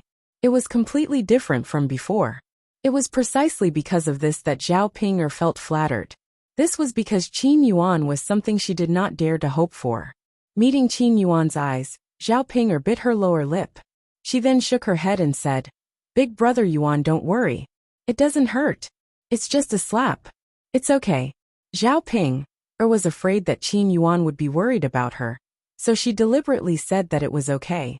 Actually, she was already very satisfied that Qin Yuan could speak to her so gently and be so concerned about her. How could she bear to let Qin Yuan worry about her again? Looking at Zhao Ping'er's appearance, he sighed and said, Ping how can it not hurt? Half of your face is swollen. Sigh. It's all my fault. I've implicated you. If we weren't living under someone else's roof, how could we have endured such grievances? Ping I'm really useless. I'm really not a man. As Qin Yuan said this, a look of frustration appeared on his face. Zhao Ping hurriedly held Qin Yuan's hand and said to Qin Yuan, Big brother Yuan, don't say that. This has nothing to do with you. You're injured, so we have to recuperate properly. Zhao Yin'er is arrogant, so let her be for now. As long as your injury recovers, as long as Big brother Yuan is fine, everything will be worth it. Qin Yuan did not know how to describe his current feelings. Looking at Zhao Ping'er in front of him, Qin Yuan only felt that Zhao Ping'er was a foolish woman, because he had treated her so well in the past. Why did she continue to do so much for him without hesitation? Other than his face being slightly fairer, what other part of him was worthy of being treated well? The more Qin Yuan thought about it, the more guilty he felt. He swore to himself that he would never betray Zhao Ping'er in this life. Otherwise, he wouldn't be a human anymore. Ping, or don't say that. Other than taking care of me, you should also take care of yourself. You're pregnant. We have to take good care of our child. I hope you can give birth to a chubby boy for me this time. Qin Yuan looked at Zhao Ping'er with even more warmth in his eyes. Zhao Ping'er was so excited that she almost cried. She didn't expect that Qin Yuan would still talk to her. Because ever since she got pregnant, Qin Yuan refused to admit that the child in her belly was his. He kept saying that she was pregnant with her stupid brother's child. Now not only did he admit it, but he also told her to take good care of herself. Zhao Ping'er felt that the world was changing too quickly. Qin Yuan's sincerity made her feel that all her previous efforts were worth it. Yes, Big brother Yuan, I know. It's only been a few months, so it won't be a problem. I'll have to be more careful when I'm pregnant and can't move freely. Right now, the most important thing is to take care of your injuries. Zhao Ping'er smiled and replied to Qin Yuan.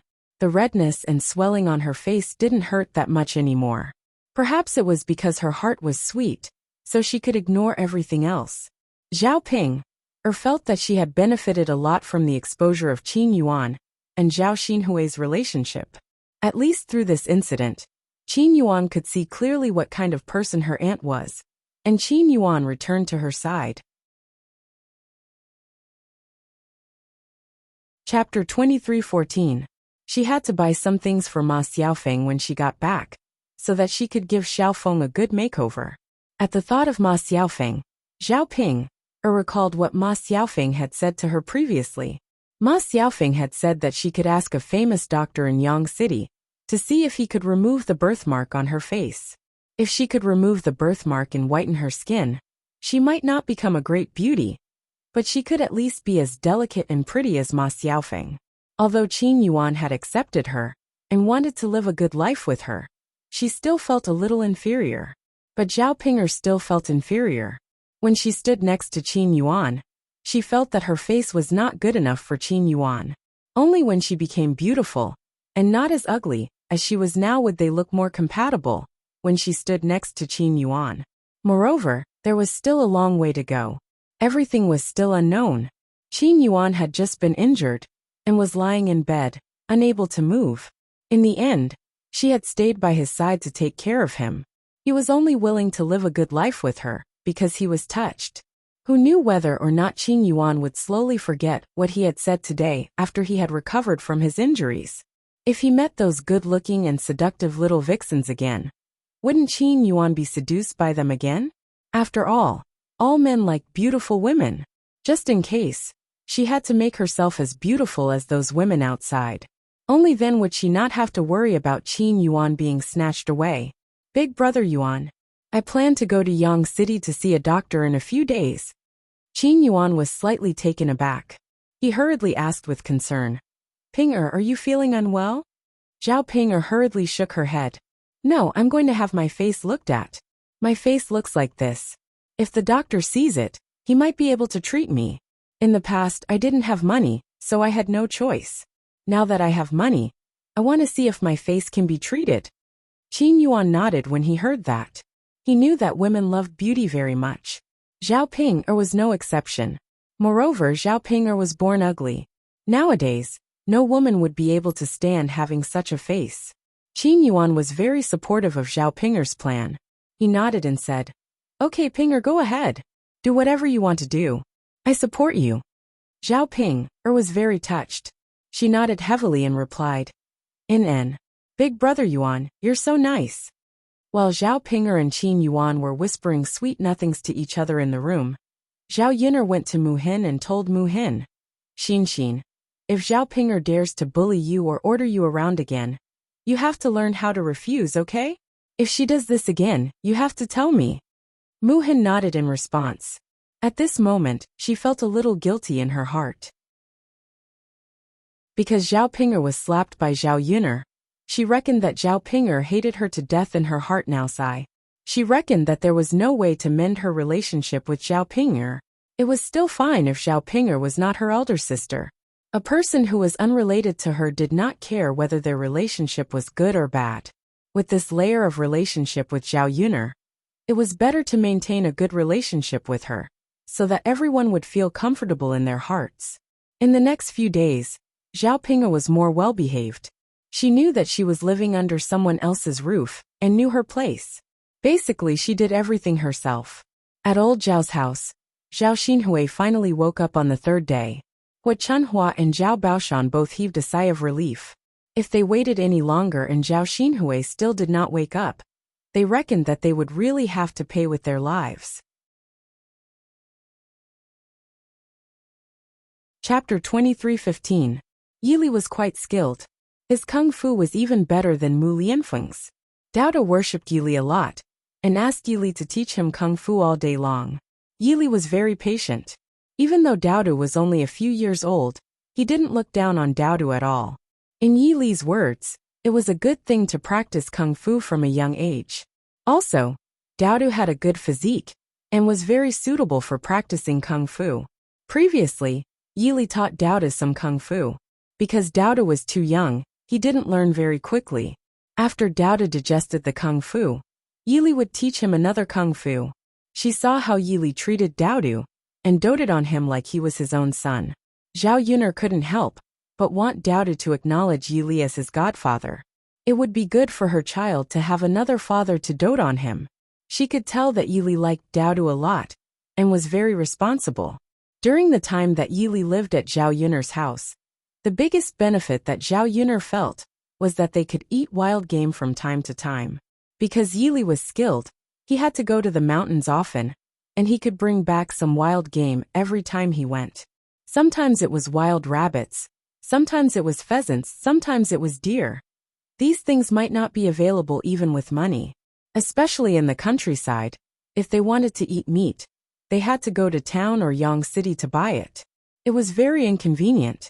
The wild game that Yili brought back made it so that they didn't have to buy meat at all. On this day, Dao tugged at Yili's hand and looked up at Yili with his cute little face. "Uncle Yi, are we going to the mountains today? Can we bring Dao with us?" Yili looked down at the cute little bun and smiled. "Dao wants to go to the mountains?" Yes, I want to go. There's nothing to play at home. It's so boring. Let's go for a walk in the mountains." While he was at it, he would also look for his father. He's not at home all day long. Yili thought for a moment and nodded. All right then. Since Dao wants to go, Uncle Yi will accompany Dao up the mountain. Although it was a little dangerous on the mountain, Yili was pretty good at fighting. Even if he encountered any wild beasts, he could deal with them alone. Although Mu Lianfeng was good at fighting, he was not as good as Yili, who had undergone professional training. Mu Lianfeng might not be able to deal with a fierce white tiger, but Yili did not take it seriously at all. With Yili's protection, nothing would happen to Dao on the mountain. Zhao Yun'er felt more at ease handing Dao over to Yili. Dao was very excited when he heard Yili nod in agreement. "Uncle Yi is so nice. Let's go." Yili held a knife and a bow in his hands as he held Dao's hand and walked up the mountain. He brought the bow with him so that Dao could practice and see if he could catch prey. He had taught Dao archery before, but he practiced at home and could not test his true skills. It was only through hunting that he could train better. Yili agreed to bring Dowdo up the mountain, so easily not only to let Dowdo have some fun, but also to train Dowdo's archery skills. Before they set off, Yili informed Zhao Yuner, so that she would not be anxious if she did not see Dowdo and Zhao Yuner. After a while, the two of them walked up the mountain and slowly disappeared into the forest. Dowdo looked around excitedly along the way. Yili led the way in front to prevent Dowdo from tripping or getting stabbed by the thorns along the way. Chapter 23:16. Fortunately, Dowdo was also very brave and strong. Although he was small in size, after learning martial arts from him for a period of time, his movements had become a lot more nimble. He walked very steadily, unlike a child who was only a few years old. The two of them walked towards the depths of the mountains. Along the way, Yili taught Dowdo how to identify all kinds of herbs. He taught Dowdo everything he recognized. Dowdo had a very good memory. Basically, he could remember everything Yili taught him once or twice. Shoo! Yili suddenly heard movement. He stopped in his tracks and made a shushing gesture to Dowdo. Dowdo nodded. After a while, the two of them discovered a plump rabbit emerging from the bushes. Yili immediately handed the bow in his hand to Dowdo and said to Dowdo, "Come, this is a good opportunity for you to practice. See if you can hit those rabbits." Dowdo took the bow in Yili's hand and nodded heavily. According to what Yili had taught before, he pulled the crossbow and shot an arrow in the direction of the hare with his eyes like a torch. However, Dowdo was only a few years old after all. He couldn't use too much strength, so the power of the bow was a little weak. Fortunately, the rabbit wasn't too far away. Dowdo's arrow finally hit the rabbit's body. The rabbit fell to the ground after being hit. Blood began to flow out of the wounds on its body. "I hit it," Dowdo cheered. Then he looked at Yili, waiting for Yili's praise. When Yili saw this, a satisfied smile appeared on his face. He patted Dowdo's head and said exaggeratedly, "Dowdo is awesome." Dowdo's little face also overflowed with a happy smile. This success greatly boosted Dowdo's confidence. He felt a sense of pride in his heart. Yili walked towards the rabbit and picked it up. He would bring it home and give it to Zhao Yuner. It would be another dish to go with wine. Yili felt that the happiest thing about living in Zhao Yuner's house was to enjoy the leisure time here. He could often see Zhao Yuner and eat Zhao Yuner's cooking. To him, this was a kind of happiness that he didn't dare to ask for in the past. Even though he knew that Zhao Yuner liked Mu Lianfeng, and that she was with Mu Lianfeng, he was still very happy. In his opinion, it was fine as long as Zhao Yuner was happy. During these days at Zhao Yuner's house, Yili came into contact with Zhao Yuner's life. He saw Mu Lianfeng's love for Zhao Yuner and knew that there was another man who loved Zhao Yuner as deeply as she did. Yili was relieved to hand her over to him. He just needed to quietly protect Zhao Yuner's happiness. "Let's go. Let's continue looking and see if we can hunt more game back. Dowdo is awesome today. I believe we can hunt more game." Yili encouraged Dowdo. Dowdo nodded heavily. He couldn't wait to continue trying his hand. The two of them walked deeper into the mountains for a while. Suddenly, they heard the roar of a tiger. Yili's brows furrowed together, and he became more vigilant. He hurriedly held Dowdo in his arms. If the tiger rushed out, Dowdo wouldn't be hurt. The tiger's roar was getting closer and closer. Amidst the tiger's roar, they heard a miserable cry. Yili's first reaction was that someone was attacked by a tiger. He had to go take a look so that he could save them. Yili first carried Dowdo to a thick black tree trunk and told Dowdo not to move and to wait for him to come back. After all, tigers were dangerous creatures. He had to ensure Dowdo's safety first. Chapter 23:17. When he was about to reach the tiger, from afar, he saw a few people confronting the tiger. These people were not dressed simply. From their clothes, he could tell that they were at least the children of wealthy families. The people in front of the tiger were wearing black brocade clothes and holding swords in their hands. They were very vigilant as they confronted the tiger. The person behind them was wearing bright yellow clothes. The cloth and embroidery on it showed different reactions. Moreover, this person had a different aura. Those people in black brocade clothes were obviously protecting the man in yellow clothes behind them. However, Yili did not think too much. The identity of these people was not important. What was important was that the tiger hurt people. The tiger opened its mouth and roared at those people. The tiger's roar spread through the forest. After roaring, the tiger pounced on those people. However, it was blocked by the people in black brocade clothes with long swords. However, they were still no match for the tiger.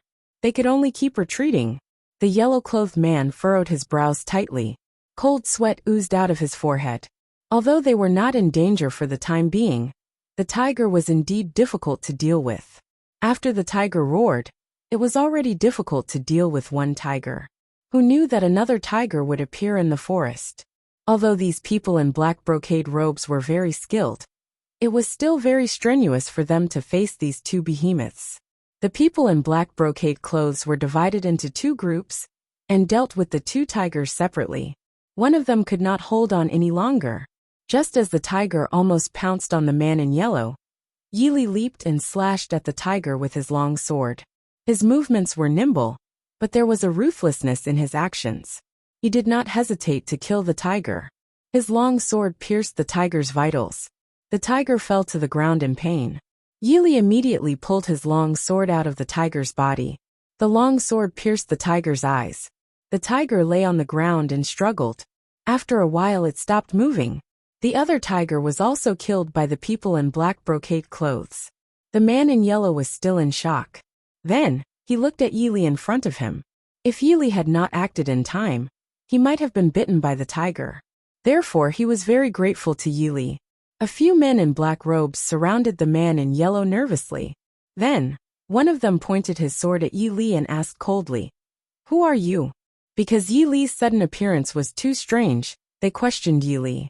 If there was anything wrong with Yili, they had to deal with this man. The man in yellow also looked at Yili curiously. It was really hard to understand how a person like Yili, who was so skilled in kung fu, could be found in such a remote place.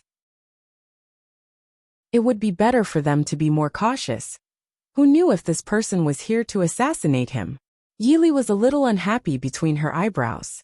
He had clearly helped them get rid of the tiger and saved the yellow-clothed man from injury.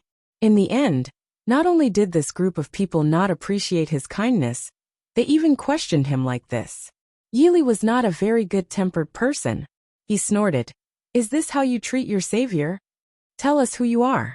Otherwise, who would know why you saved him?"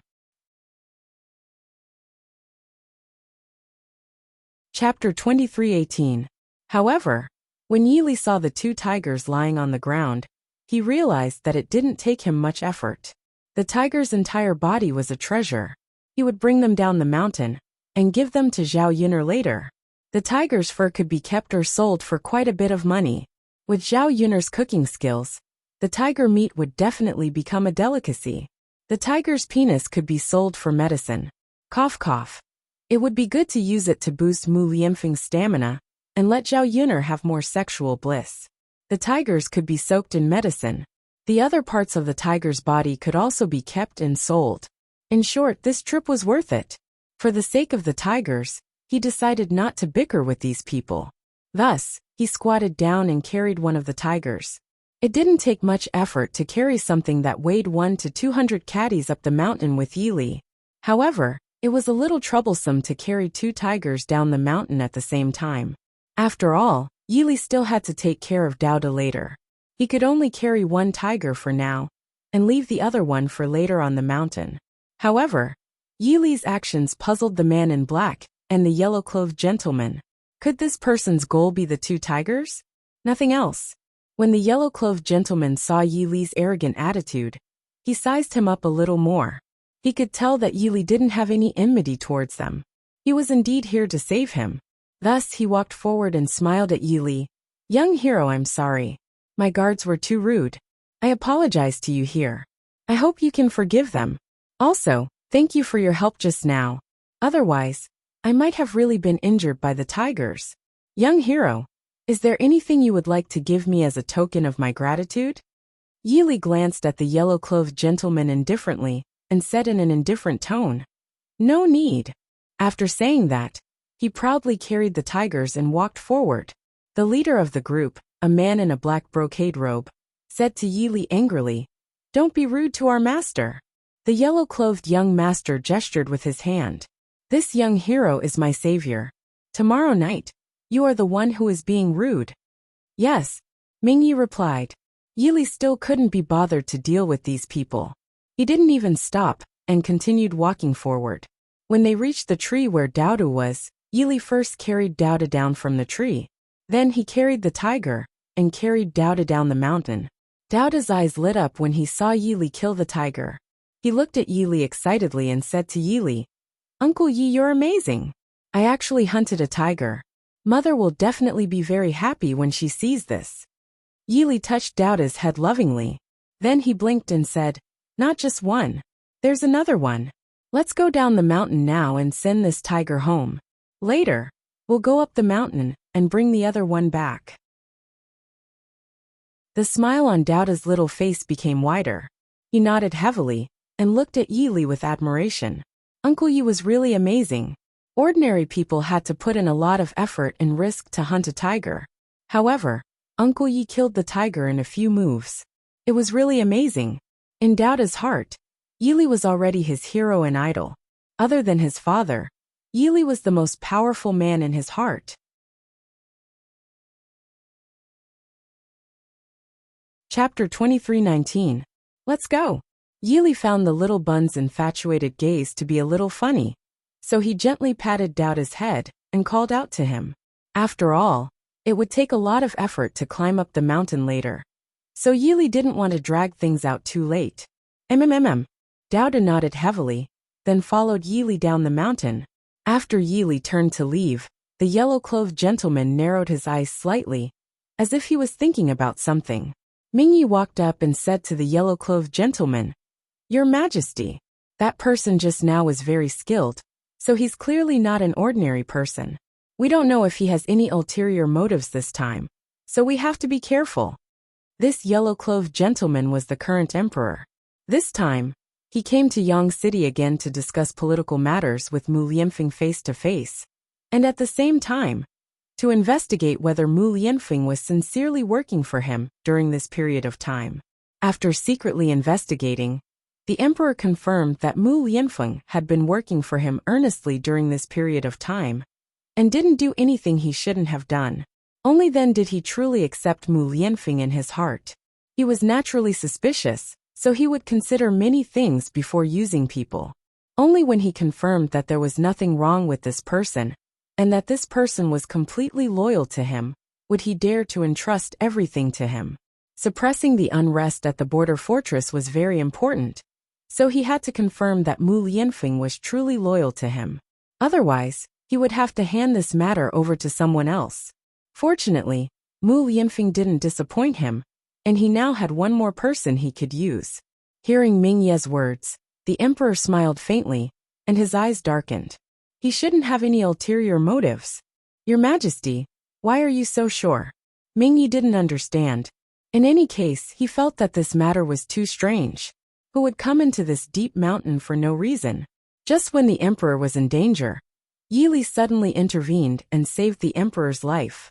This was too much of a coincidence, so much so that it made people feel that something was wrong. There was a meaningful smile on the emperor's lips. He curled his lips and replied in a playful tone. Zhen's intuition. Ming Ye's mouth twitched. When did the emperor start joking with them? Women talked about intuition all day long. How could the emperor judge things based on intuition? He felt that something was wrong, but it was always a good thing to be more careful. Just in case Yili had any ulterior motives, it would be better to take precautions. All right, let's go. The emperor's tone became a lot more relaxed. He called a few of his subordinates to go down the mountain and find Mu Lianfeng to discuss political matters. Yes, after Yili carried the tiger down the mountain, the villagers heard about it and all rushed over to watch the fun. Previously, Zhao Yun'er's family got a tiger, which was very shocking. They didn't expect to get another one this time. Zhao Yun'er was also a little dumbfounded when she saw Yili carry the tiger back. Wasn't this man a little too valiant? It was just a trip up the mountain. How could he bring back a tiger so casually? Yunner, do as you see fit with this tiger. I'll skin it later, and I'll leave the rest to you. Then you can have a meal of tiger meat tonight. There's still another one on the mountain, so I'll go and carry it back. After placing the tiger on the ground, Yili had Zhao Yunner greet him. Chapter 23:20. Zhao Yunner was secretly shocked. She only felt that Yi Li's skills were really too heaven-defying. Killing a tiger was as easy as killing a chicken. It was too easy. After being shocked for a while, Zhao Yunner finally came back to her senses and nodded at Yi Li. Yi Li smiled, then turned around and continued walking up the mountain. Meanwhile, quite a number of people had gathered in Zhao Yunner's courtyard. They were all pointing at the tiger on the ground and discussing it. Aya, who is this person? He's too amazing. He actually killed a tiger. Oh right, I remember that this person lived with old Zhao's third branch for a long time. What's his relationship with the third branch? Originally, Yi Li lived with Zhao Yunner's family. Other than his good looks, he didn't attract much attention. Although Yi Li was beautiful, Mu Lianfeng was also very handsome. Moreover, Mu Lianfeng was the heir apparent.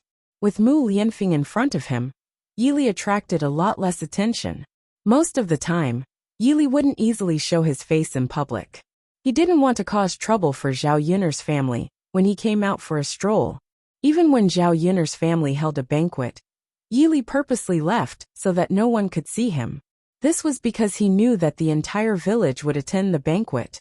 If he showed up, he would naturally attract a lot of attention. This time, because Yi Li had hunted a tiger and carried such an eye-catching animal back, it was difficult for everyone not to notice him, even if they didn't want to. After one person asked, the others followed suit and said, "That's right. Who is this man?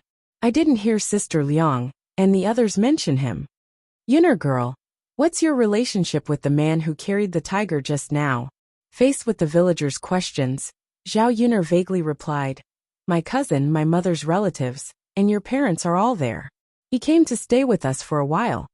After hearing Zhao Yunner's reply, everyone nodded and continued to gossip about Yi Li. Don't say, Yunner's cousin is really handsome. I have never seen such a handsome young man in the surrounding villages. Isn't that so? You can't find anyone with such looks in the entire Yang city. Other than being good-looking, he's also very skilled. He actually hunted a tiger. How good do you think he is? Ayaya. If he can even bring back a tiger, then prey is nothing. If he often brings back game back, who knows how much he can sell it for? Not to mention, he's handsome and knows how to earn money. I wonder if he's married. He's definitely not married. If he's married, it's impossible for him to come to Sister Liang's place. That's true. It's a pity that his parents are dead. Otherwise, I have a daughter at home.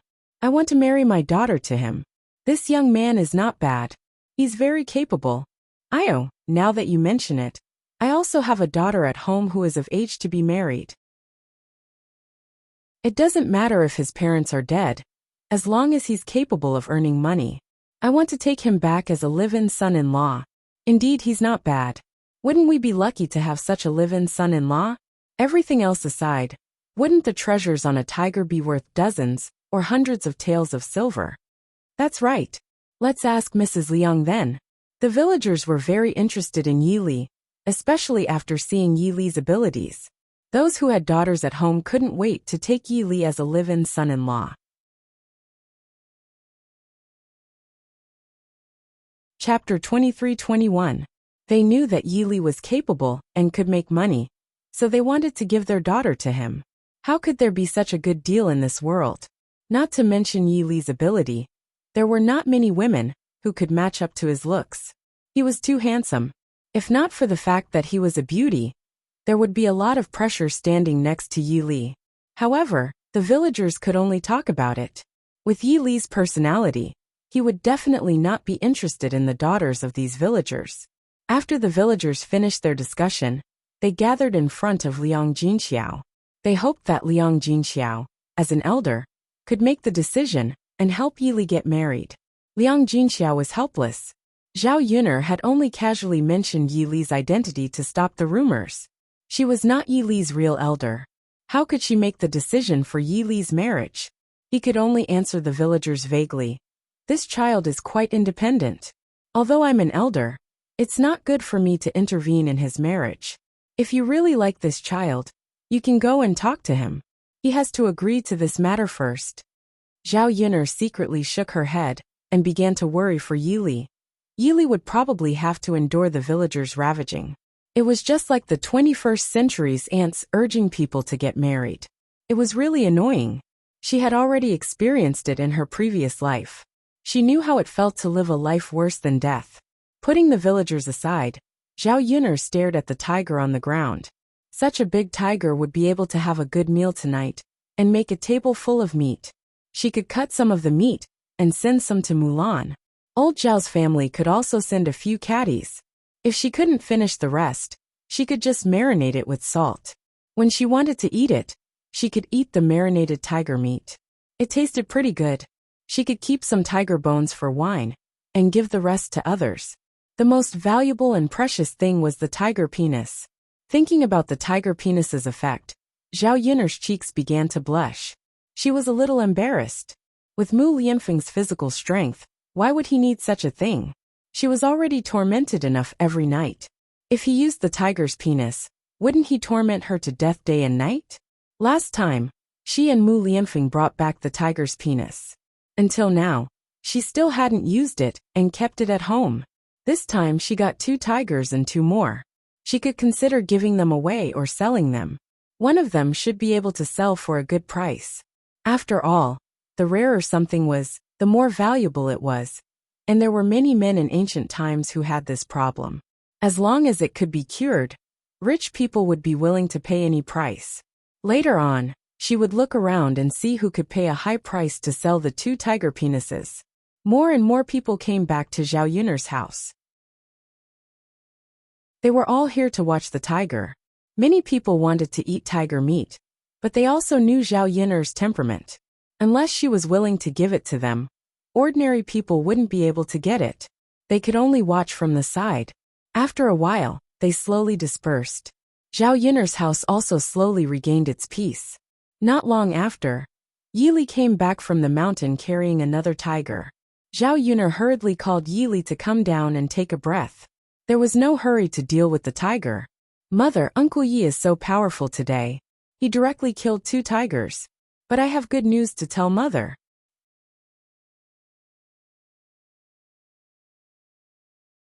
Chapter 23-22. Mom, this rabbit was hunted by Daodu. Daodu pointed at a wild rabbit lying on the ground. Zhao Yun'er looked surprised and asked, Really? Was it hunted by Daodu? Yes. Daodu nodded heavily. Zhao Yun'er was not stingy with her praise. She touched Daodu's head and said with a smile, Daodu is great. You can give us more food tonight. Yes. Daodu's little face was filled with a brighter smile. Zhao Yun'er found that Daodu's ability was getting better and better under the guidance of Yi Li, a good master.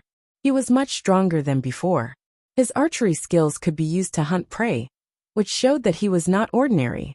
If Daodu could continue to learn from Yi Li, this child would be so powerful in the future. As a mother, she naturally hoped that her child would become better and better. Of course, the most important thing was to be happier and happier. Seeing the smile on Daodu's little face, Zhao Yun'er knew that Daodu was happy from the bottom of his heart. He really liked to learn from Yi Li. Yi Li drank a few bowls of water and squatted down in front of the tiger. He held a dagger in his hand and lowered his head to peel the tiger's skin. Yi Li was afraid that the tiger's skin would be damaged and lose its integrity, so he was very careful when he peeled it. His eyes were like torches. When he was serious, he was more handsome than usual. Zhao Yun'er couldn't help but sigh in her heart. How could there be such a good-looking boy? Because Yi Li squatted down, Zhao Yun'er could see Yi Li's trembling eyelashes. His eyelashes were very long, like 2 butterfly wings. Many girls envied this kind of eyelashes, and Zhao Yun'er was no exception. As if sensing Zhao Yun'er's gaze, Yi Li lifted his head and their eyes met. Zhao Yun'er turned her head away in embarrassment. Ahem. She couldn't help but be infatuated again. However, she didn't have any other intentions. She was simply admiring Yi Li's delay. Yili's cheeks also turned slightly red for a moment. Then, he lowered his head and continued to skin the tiger seriously. After spending a lot of effort, Yili peeled off the 2 tiger skins and put them on the drying pole to dry. Zhao Yun'er went to the kitchen to prepare dinner. Since there was tiger meat for dinner, he planned to roast it, just like roast beef and mutton. There was still some cumin chili powder and sesame seeds at home. Zhao Yun'er first smeared some salt and sauce on the tiger meat, then skewered it on a wooden stick. Seeing Zhao Yun'er's preparations, Liang Jinxiao asked curiously, "Yun'er, how are we going to eat this tiger meat tonight? Why are you still using a stick to stick the meat?" Zhao Yun'er smiled and explained to Liang Jinxiao that they were going to roast the meat for dinner. However, this method of eating was too advanced and didn't exist in ancient times. After all, in a place like Shuilan village, they only grew crops and rarely ate meat. Naturally, they didn't know what roast meat was. Zhao Yun'er didn't continue to explain to Liang Jinxiao. She only told Liang Jinxiao that this was a novel way of eating and that they would know when they tried it later. After cooking the tiger meat, Zhao Yun'er moved out a table and prepared to eat it outside. She simply made a barbecue. She had forgotten how long it had been since she last had barbecue in this world. Since she remembered today, she wanted to use this opportunity to satisfy her cravings. She also asked Zhao Wenhua and Zhao Tianan to get some wood and used iron wire to make a simple barbecue stand. Chapter 23-23. The sky was a little dark, and it really felt good at this time. Everyone was eating barbecue around the fire, and it was really a different feeling. In addition to her own family, Zhao Yun'er also called Mulan's family over, and the courtyard was crowded with many people. Fortunately, there were many stools at home, and they formed a circle, so it didn't seem too crowded. It was the first time that everyone had seen this way of eating. It was actually worn on a wooden stick, and they didn't know what it would taste like. However, Zhao Yun'er's cooking had always been good, and she often made some novel ways of eating. Presumably, it would be the same this time. However, there was no doubt that Zhao Yun'er's cooking had always been very delicious, and there was no doubt about it this time. In the face of this kind of barbecue, everyone was looking forward to what it would taste like. Compared to the taste of barbecue, the atmosphere of eating barbecue seemed to be more enjoyable. Usually, the family rarely communicated, and they only gathered at the same table when eating. Now they sat together before eating, chatting and laughing, and it was very warm. The happiest were the few children. They had fewer activities on weekdays, and this time, they felt that it was novel and fun to eat barbecue together. Zhao Yun'er chatted and laughed with them, while she was in charge of barbecuing the meat. Because of the cloth, when it was placed on the fire, the oil inside seeped out, and it squeaked. After a while, there was a fragrant barbecue smell. The few children stared greedily at the barbecue in Zhao Yun'er's hands. Zhao Yun'er smiled and comforted them. "Don't worry, it will be ready in a while. We can eat barbecue soon." Okay. After about 5 minutes of barbecuing, seeing that the meat was almost cooked, Zhao Yun'er sprinkled cumin and sesame seeds on it. Because the children couldn't eat too spicy food, Zhao Yun'er didn't add chili powder. As for the adults, they could eat spicy food, so Zhao Yun'er added a little bit and adjusted it according to everyone's taste. There weren't many barbecued in the first round, but everyone got a skewer. When they bit into it, the fragrance of the meat spread in their mouths. Compared to the roasted pork and mutton of the 21st century, the roasted tiger meat had a different taste. After tasting the barbecued meat, the children shouted excitedly that it was delicious. Even the adults were nodding their heads and praising the taste. After hearing the praise, Zhao Yun'er became more confident and continued to cook. Although it took a while to bake, everyone sat together and chatted. Time passed quickly. Unknowingly, he had already eaten 3 rounds, but he didn't feel much of a difference in his stomach.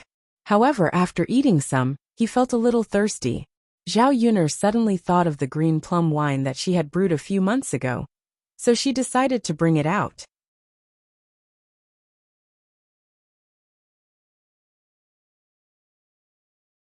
Chapter 23-24. The aroma of this meat was very peculiar, and the emperor had never smelled it before. There were delicacies from all over the country in the imperial kitchen, but there were still many that he had never tasted before. Tempted by this fragrant aroma, the emperor couldn't help but sniff. When he saw everyone sitting together, chatting and laughing, as if they were drinking and chatting merrily, he became even more curious. Thus, he asked Mu Lianfeng, who was standing beside him, "Mu Aiqing, what are they doing?" Mu Lianfeng was also a little confused by the situation in front of him, because he had never experienced something like this before. He didn't know what new things Zhao Yuner had come up with, but he could never keep up with Zhao Yuner's pace. Sometimes, he really wanted to crack open Zhao Yuner's skull to see where she came up with these bizarre ideas. Faced with the emperor's question, Mu Lianfeng lowered his head and replied with some embarrassment, "Replying, Your Majesty, this subject also doesn't know." "Oh, is that so? This is even more interesting." The emperor's lips curled into a playful smile. Then he walked towards the bonfire. Mu Lianfeng hurried to keep up with the emperor's pace. As soon as he saw Mu Lianfeng return, Daoda's little face was instantly filled with smiles. He ran over to Mu Lianfeng and sweetly called out to Mu Lianfeng, "Daddy." Mu Lianfeng replied as he dotingly rubbed Daoda's head. He had been so busy recently that he didn't have much time to accompany his son, so he felt a little apologetic.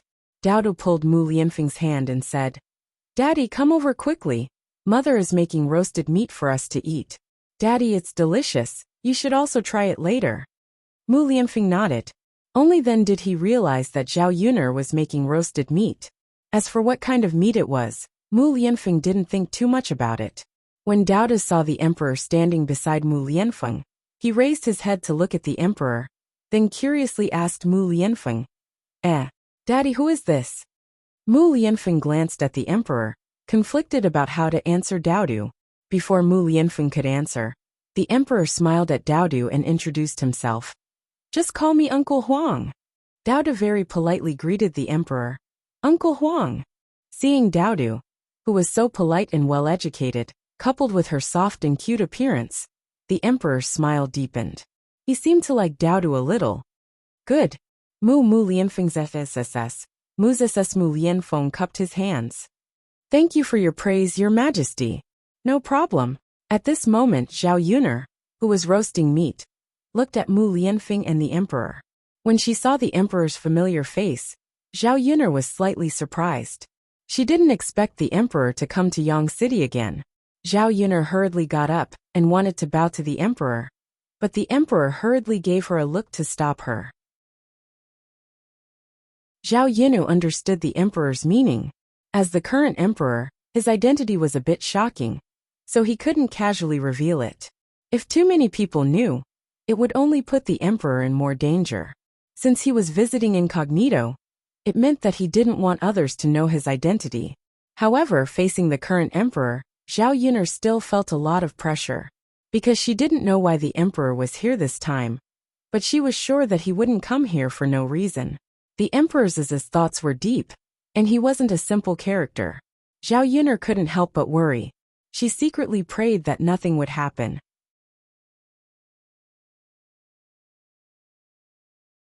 Chapter 23-25. Zhao Yuner did not dare to neglect the emperor, the most powerful man in the world. She replied, "It's barbecued meat. Young Master Huang might not have eaten it before." The emperor's smile carried a hint of inquiry. He raised his eyebrows and asked, "Is that so? Can I have a taste too?" How could Zhao Yuner refuse? She nodded and beckoned the emperor over. "Young Master Huang, come and sit. There are too many people here. I hope young Master Huang doesn't mind. It's a good thing that there are more people. It just so happens that I also want to join in the fun." The emperor seemed to be in a good mood. Previously, when he was in the imperial palace, he could not find anyone even if he wanted to join in the fun because of his status as the emperor. Moreover, because of his identity as the emperor, the people around him were all trembling with fear, as if they were walking on thin ice. They were afraid that they would say something wrong, offend him, and bring disaster to themselves. How many people were willing to speak their mind to him? There were many people who flattered him, but not a single one treated him sincerely, and was willing to get along with him like a friend. The more time passed, the more lonely he felt. Perhaps this was the so-called "it's lonely at the top." The emperors of ancient times all claimed to be lonely. Indeed, after reaching this position, the emperor felt an unprecedented sense of loneliness. He could not enjoy the companionship in the imperial palace. He came out incognito and did not let others know his identity. Naturally, others would not feel so restrained when interacting with him. Thinking of this, the emperor couldn't wait to chat with Zhao Yun'er's family, laugh a few words, and feel the liveliness. Zhao Yun'er also smiled and nodded, then beckoned the emperor to sit down. It was good that the emperor did not reveal his identity. At least the others would not feel awkward and uncomfortable sitting there. If Liang Jinxiao and Zhao Wenhua knew of the emperor's identity, they would be so scared that they would kneel on the ground. Her parents were very timid. They were so reserved in front of Mu Lianfeng. If they were in front of the emperor, they would tremble with fear, and probably not even dare to breathe loudly. It was estimated that the originally lively atmosphere would have to come to a halt.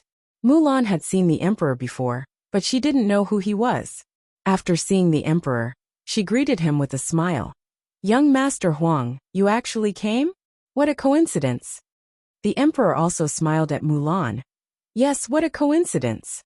The emperor originally had a smile on his face, but when he saw Yi Li sitting in the middle of the crowd, he froze and was a little surprised.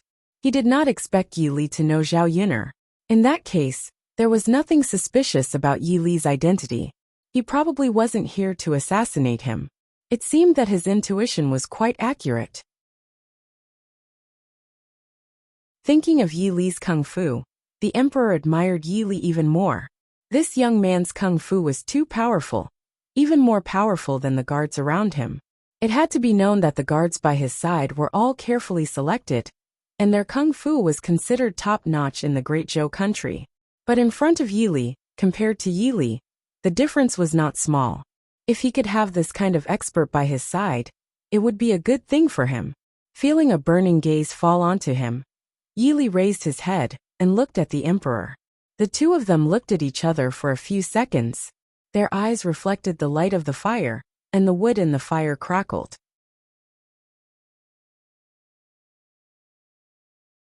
Chapter 23-26.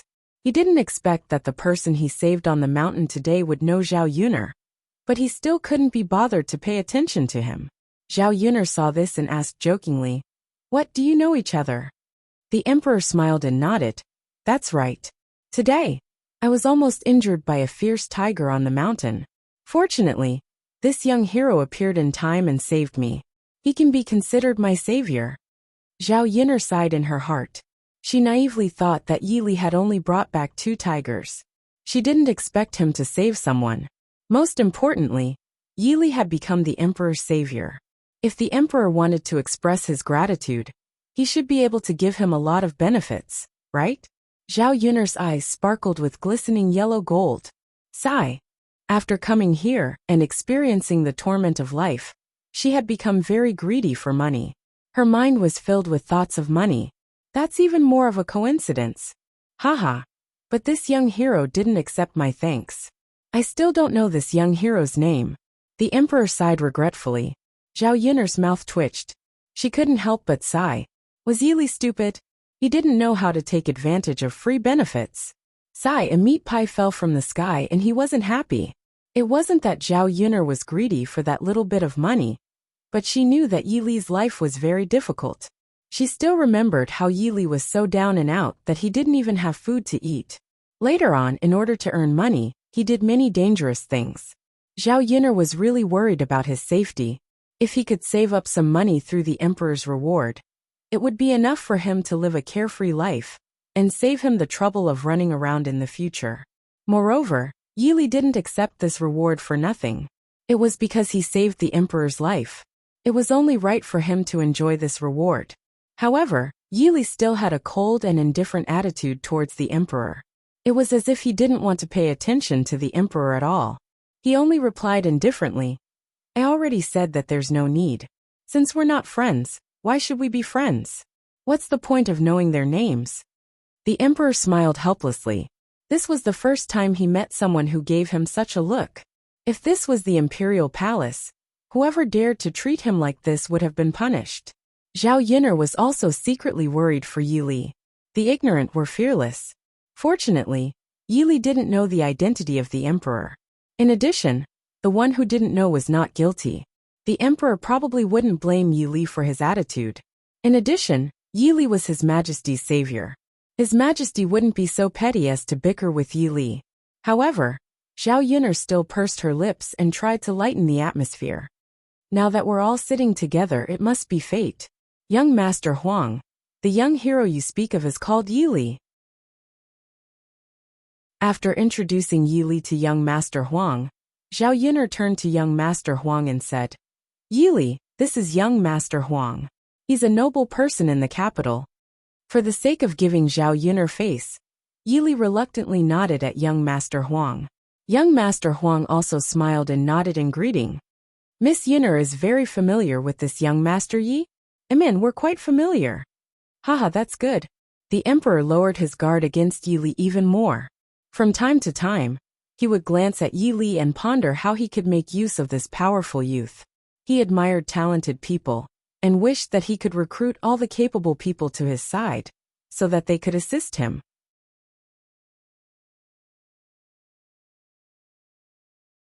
Chapter 23-27. She knew that Yi Li was born with good looks, but the way the emperor stared at Yi Li was a bit strange. Could it be that he had taken a fancy to Yi Li? Zhao Yun'er couldn't help but imagine a romantic scene in her mind. This era didn't seem to be popular with men, but that didn't exclude the fact that people were gay. Especially those important people. Their interests and hobbies were hard to figure out. Perhaps it was because the emperor had a harem of 3,000 beauties. It seemed that there were too many women, so he didn't have much interest in Yi Li. The more Zhao Yun'er thought about it, the more she felt that Yi Li was too dangerous. What if the emperor forced her to be with Yi Li? With the emperor's high status, who could refuse? Wouldn't Yi Li be ruined by the emperor? Sigh. Yi Li was a normal man. If he found out that another man had taken a fancy to her, would he feel a chill in his heart? Zhao Yun'er was lost in her thoughts. It wasn't until Mu Lianfeng lightly coughed that Zhao Yun'er came back to her senses. She realized that she had lost her composure because Yi Li and the emperor had been looking at each other for a while. The emperor smiled slightly. Zhao Yun'er felt even more embarrassed. She quickly lowered her head and continued to roast the meat to ease the awkwardness. Soon, Zhao Yun'er finished roasting the meat and handed it to the emperor to let him have a taste. After eating the tender and fragrant roast meat, the emperor narrowed his eyes and carefully savored the taste. He couldn't help but nod his head. Then he praised Zhao Yun'er. Miss Yun'er, this meat tastes really good. What kind of meat is this? It's the 2 tigers that Yi Li killed. I was thinking of doing something new, so I roasted them to eat. After the emperor heard this, he was slightly surprised for a moment. Then a playful smile appeared on his face. It was actually tiger meat. He was curious why Yi Li was carrying the tigers, but it turned out that he was carrying them back to eat. And he just happened to freeload off the good food. It had to be said that this was the first time he had eaten such a novel way of roasting meat. It was probably because he had eaten too much of the food in the imperial palace. After tasting Zhao Yun'er's roasted meat, he felt that it was different. Delicious, delicious.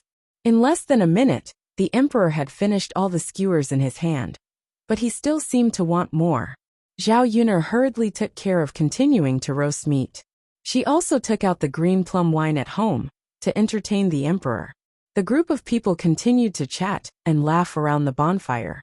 Unknowingly, the night deepened. After eating for a long time, they were finally full. Zhao Yun'er counted for a bit. A total of 15 kilograms of roasted meat had actually been eaten. After dividing it up, everyone ate more than half a kilogram. Their appetite was really quite big. It was late at night when the whole family began to prepare to rest.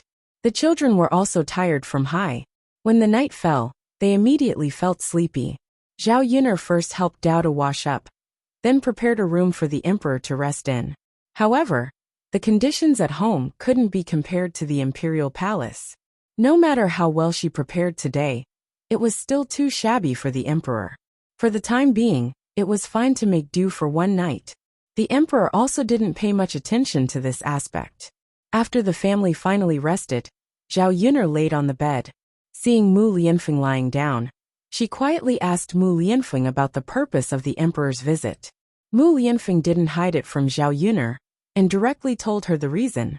According to the emperor's intention, Mu Lianfeng would have to leave here in less than a month, and rush to the frontier to complete his mission. Hearing that it would be a month, Zhao Yun'er still felt that it was too fast.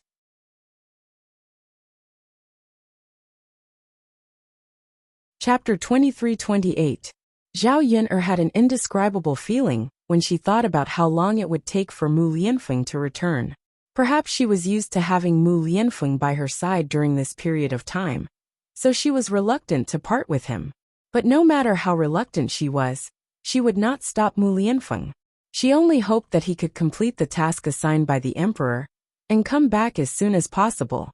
Mu Lianfeng reached out and took Zhao Yun'er into his arms. He said softly, "Yun'er, I have good news to tell you." Zhao Yun'er asked in confusion, "What good news?" "Yun'er, we can get married." Zhao Yun'er was stunned. This matter was too sudden for her. During this period of time, she had never expected to marry Mu Lianfeng. Because of old Madame Mu's objection, Zhao Yun'er did not want Mu Lianfeng to be in a difficult position. Moreover, whether they got married or not was not a very important matter to her. After all, she could still be with Mu Lianfeng every day and live like a married couple. She did not care about it, but she certainly hoped that she could marry Mu Lianfeng and have a more legitimate identity. Get married? And get married. Yun'er, we can finally get married. Mu Lianfeng's eyes were like stars, shining brightly. Why? Yun'er, this time our marriage will be personally arranged by the emperor. You will be the most glorious bride to marry me. Zhao Yun'er instantly understood that it was the emperor's role. Indeed, with the emperor, even if old Madame Mu looked down on Zhao Yun'er's identity 10,000 times, she could not say anything.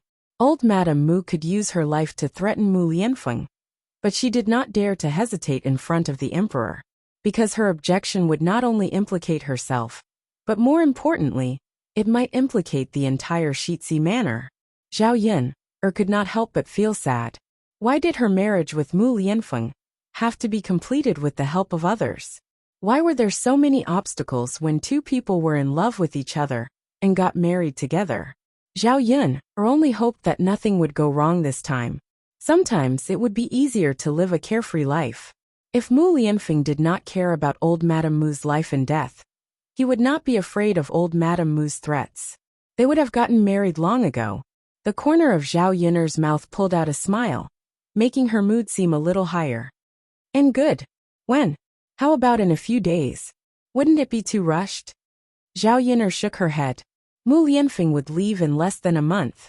She couldn't wait for Mu Lianfeng to come back from the frontier fortress to get married. She nodded in agreement. I'm sure. Then Yun'er, let's go embroidery tomorrow. I want the best embroiderers in Yang City to make a wedding dress for you in a few days. Then we'll go to the best jewelry shop to buy some jewelry for you. When the time comes, you must be the most beautiful bride. Oh right, we'll also make some clothes for father, mother and Tianan. When they attend our wedding, we'll let them attend in a grand manner. Mu Lianfeng explained his plan. He finally married the woman he loved. In addition, Zhao Yun'er did not want to get married because of him. So he wanted to give her the best things in the world this time. Zhao Yun'er was also looking forward to it after hearing Mu Lianfeng's words. It was the first time in her 2 lives that she experienced such a major event.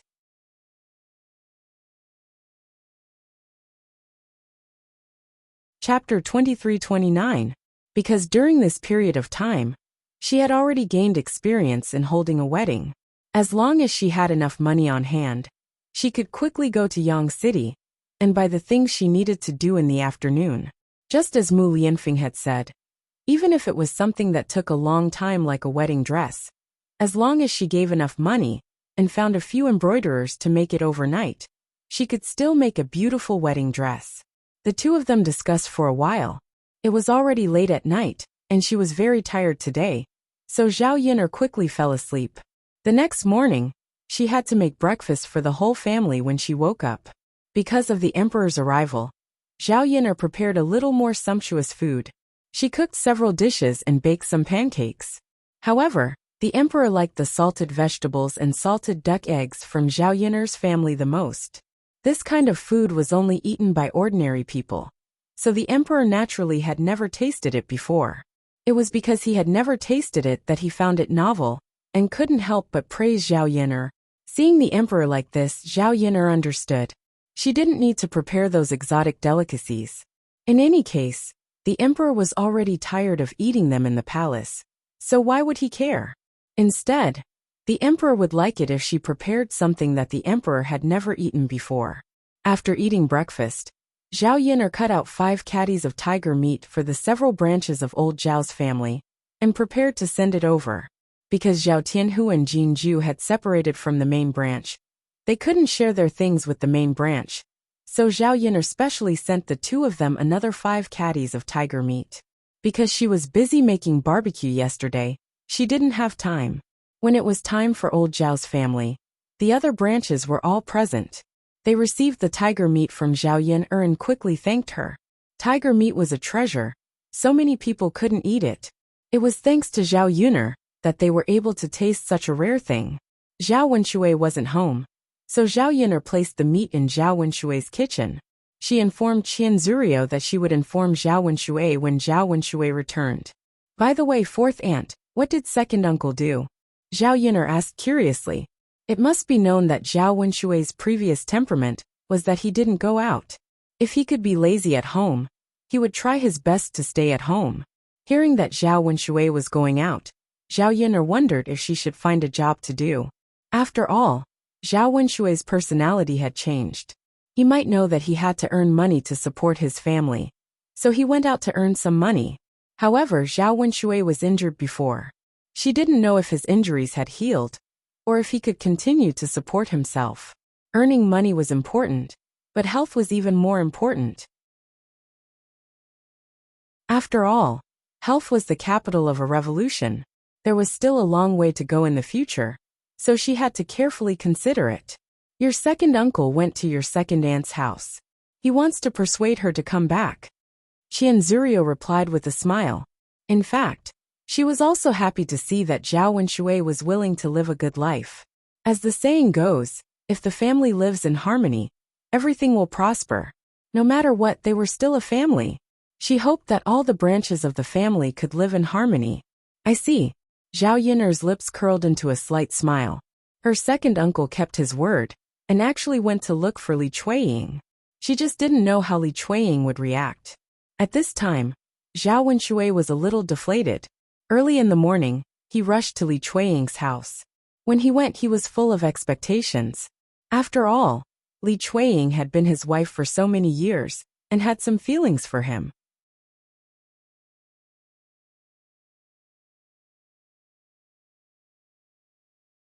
Chapter 2330. However, when he arrived at Li Chuiying's home, Zhao Wenshui realized that he was overthinking things. He was thinking on the bright side, but he didn't know that some things weren't as easy as he thought. He was originally happy to arrive at Li Chuiying's home, but when the Li family saw him, they came out with hoes and shovels, and waved at him before he could enter the yard. You bastard, you did so many bad things to my sister, and you still have the nerve to come here? Get out of here. Li Chuiying's eldest brother Li Dalong almost stabbed Zhao Wenshui with a shovel. Zhao Wenshui was so scared that he hurriedly took a few steps back. He didn't want to lose his life, just because he came to your house. Li Chuiying's second brother Li Erlang also scolded him angrily. Shameless bastard, get out of my house. Who told you to come here? Although Zhao Wenshui was a little embarrassed by the scolding, he did let Li Chuiying down, so Li Dalong and Li Erlang's attitude was understandable. The purpose of this visit was to persuade Li Chuiying to go back with him. No matter how the Li family treated him, he should endure it, and try his best to please them. Zhao Wenshui smiled fawningly and said to Li Dalong and Li Erlang, Big brother, second brother, don't be angry with me. I'm here today to apologize. Seeing the sly smile on Zhao Wenshui's face, Li Dalong and Li Erling still put on a straight face and didn't give Zhao Wenshui any face. Haha, you're here to apologize? Are you kidding? Li Dalong snorted and rolled his eyes at Zhao Wenshui. What tricks are you playing now? It looks like you're up to no good. Li Erling followed the atmosphere. Zhao Wenshui's face was bitter. Big brother, second brother, I'm not playing any tricks. I'm really here to apologize this time. I want to apologize to Tianyu's mother. What happened before was my fault. I let her down. Big brother, second brother, I know you're calling me a beast in your hearts. I admit that what I did was wrong. But now I know that I was wrong. Please give me a chance to apologize and turn over a new leaf. Li Dalong and Li Erling looked at each other. Zhao Wenshui didn't look like he was lying. What he said was very sincere. However, when they thought of what Zhao Wenshui had done, Li Dalong and Li Erling were very angry. There were some things that couldn't be fixed just by saying that you were wrong. After all, you had already caused great harm to others. Back then, Li Chuiying had suffered a great grievance when she divorced and returned to her mother's home. Because of this, many people in the village laughed at him. However, they were Li Chuiying's family after all. They couldn't possibly not protect their own sister's family after she was wronged, right? Wouldn't that chill Li Chuiying's heart? At that time, if Li Chuiying hadn't stopped them, they would have rushed to the Zhao family's house and beaten Zhao Wenshui up to vent their anger. They didn't expect that Zhao Wenshui would take the initiative to come here today. The funny thing was that he apologized for this matter so easily. Did he think that the Li family was so easy to bully and trample on? At that time, they had warned Zhao Wenshui, but they didn't expect that Zhao Wenshui would still do things his own way and cause this irreversible result.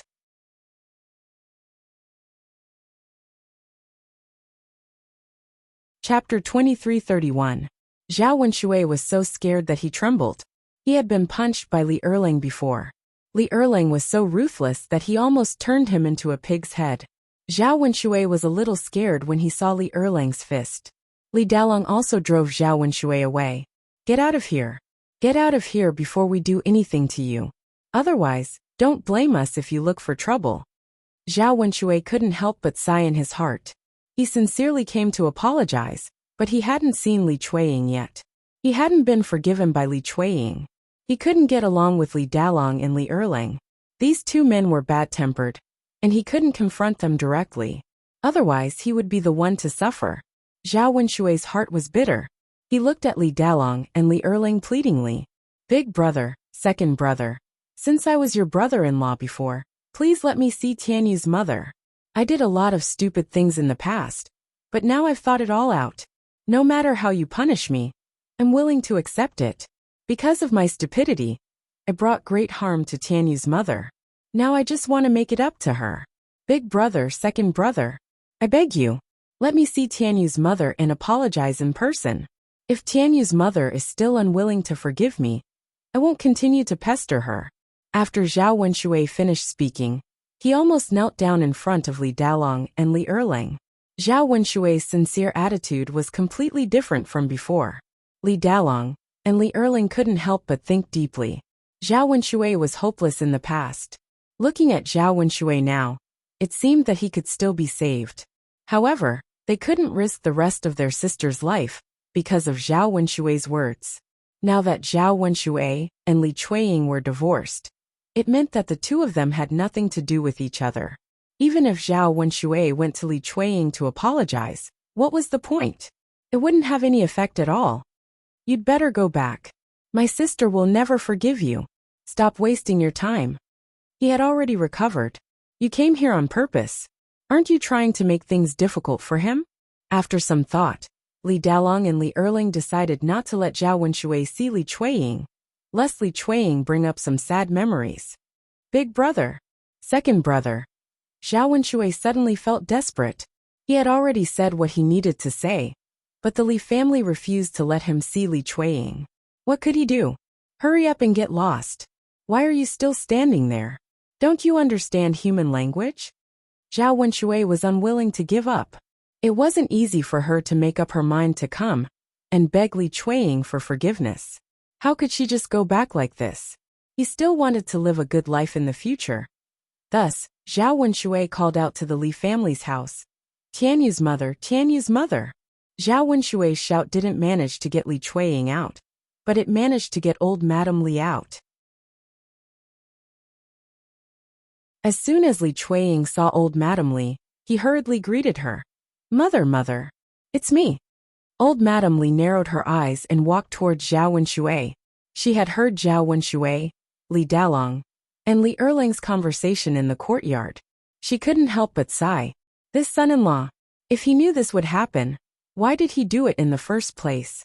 Why did he have to do something wrong and hurt someone before he knew how to repent? Men, there's not a single good thing. They didn't know how to cherish their daughter-in-law, and went out to find another woman.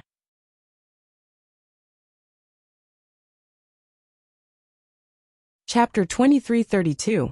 Old Madame Li replied calmly. I may be old, but I'm not blind. Of course I know it's you. Zhao Wenshui smiled embarrassedly and said in a flattering tone. Mother, I'm so happy to see you. Hee. Old Madame Li sneered twice. Now his mouth had become so sweet. She had never seen Zhao Wenshui speak like this before. Mother, big brother and second brother won't let me see Tianyu's mother. Can you do me a favor and let me see her? Zhao Wenshui could only place his hope on old Madame Li.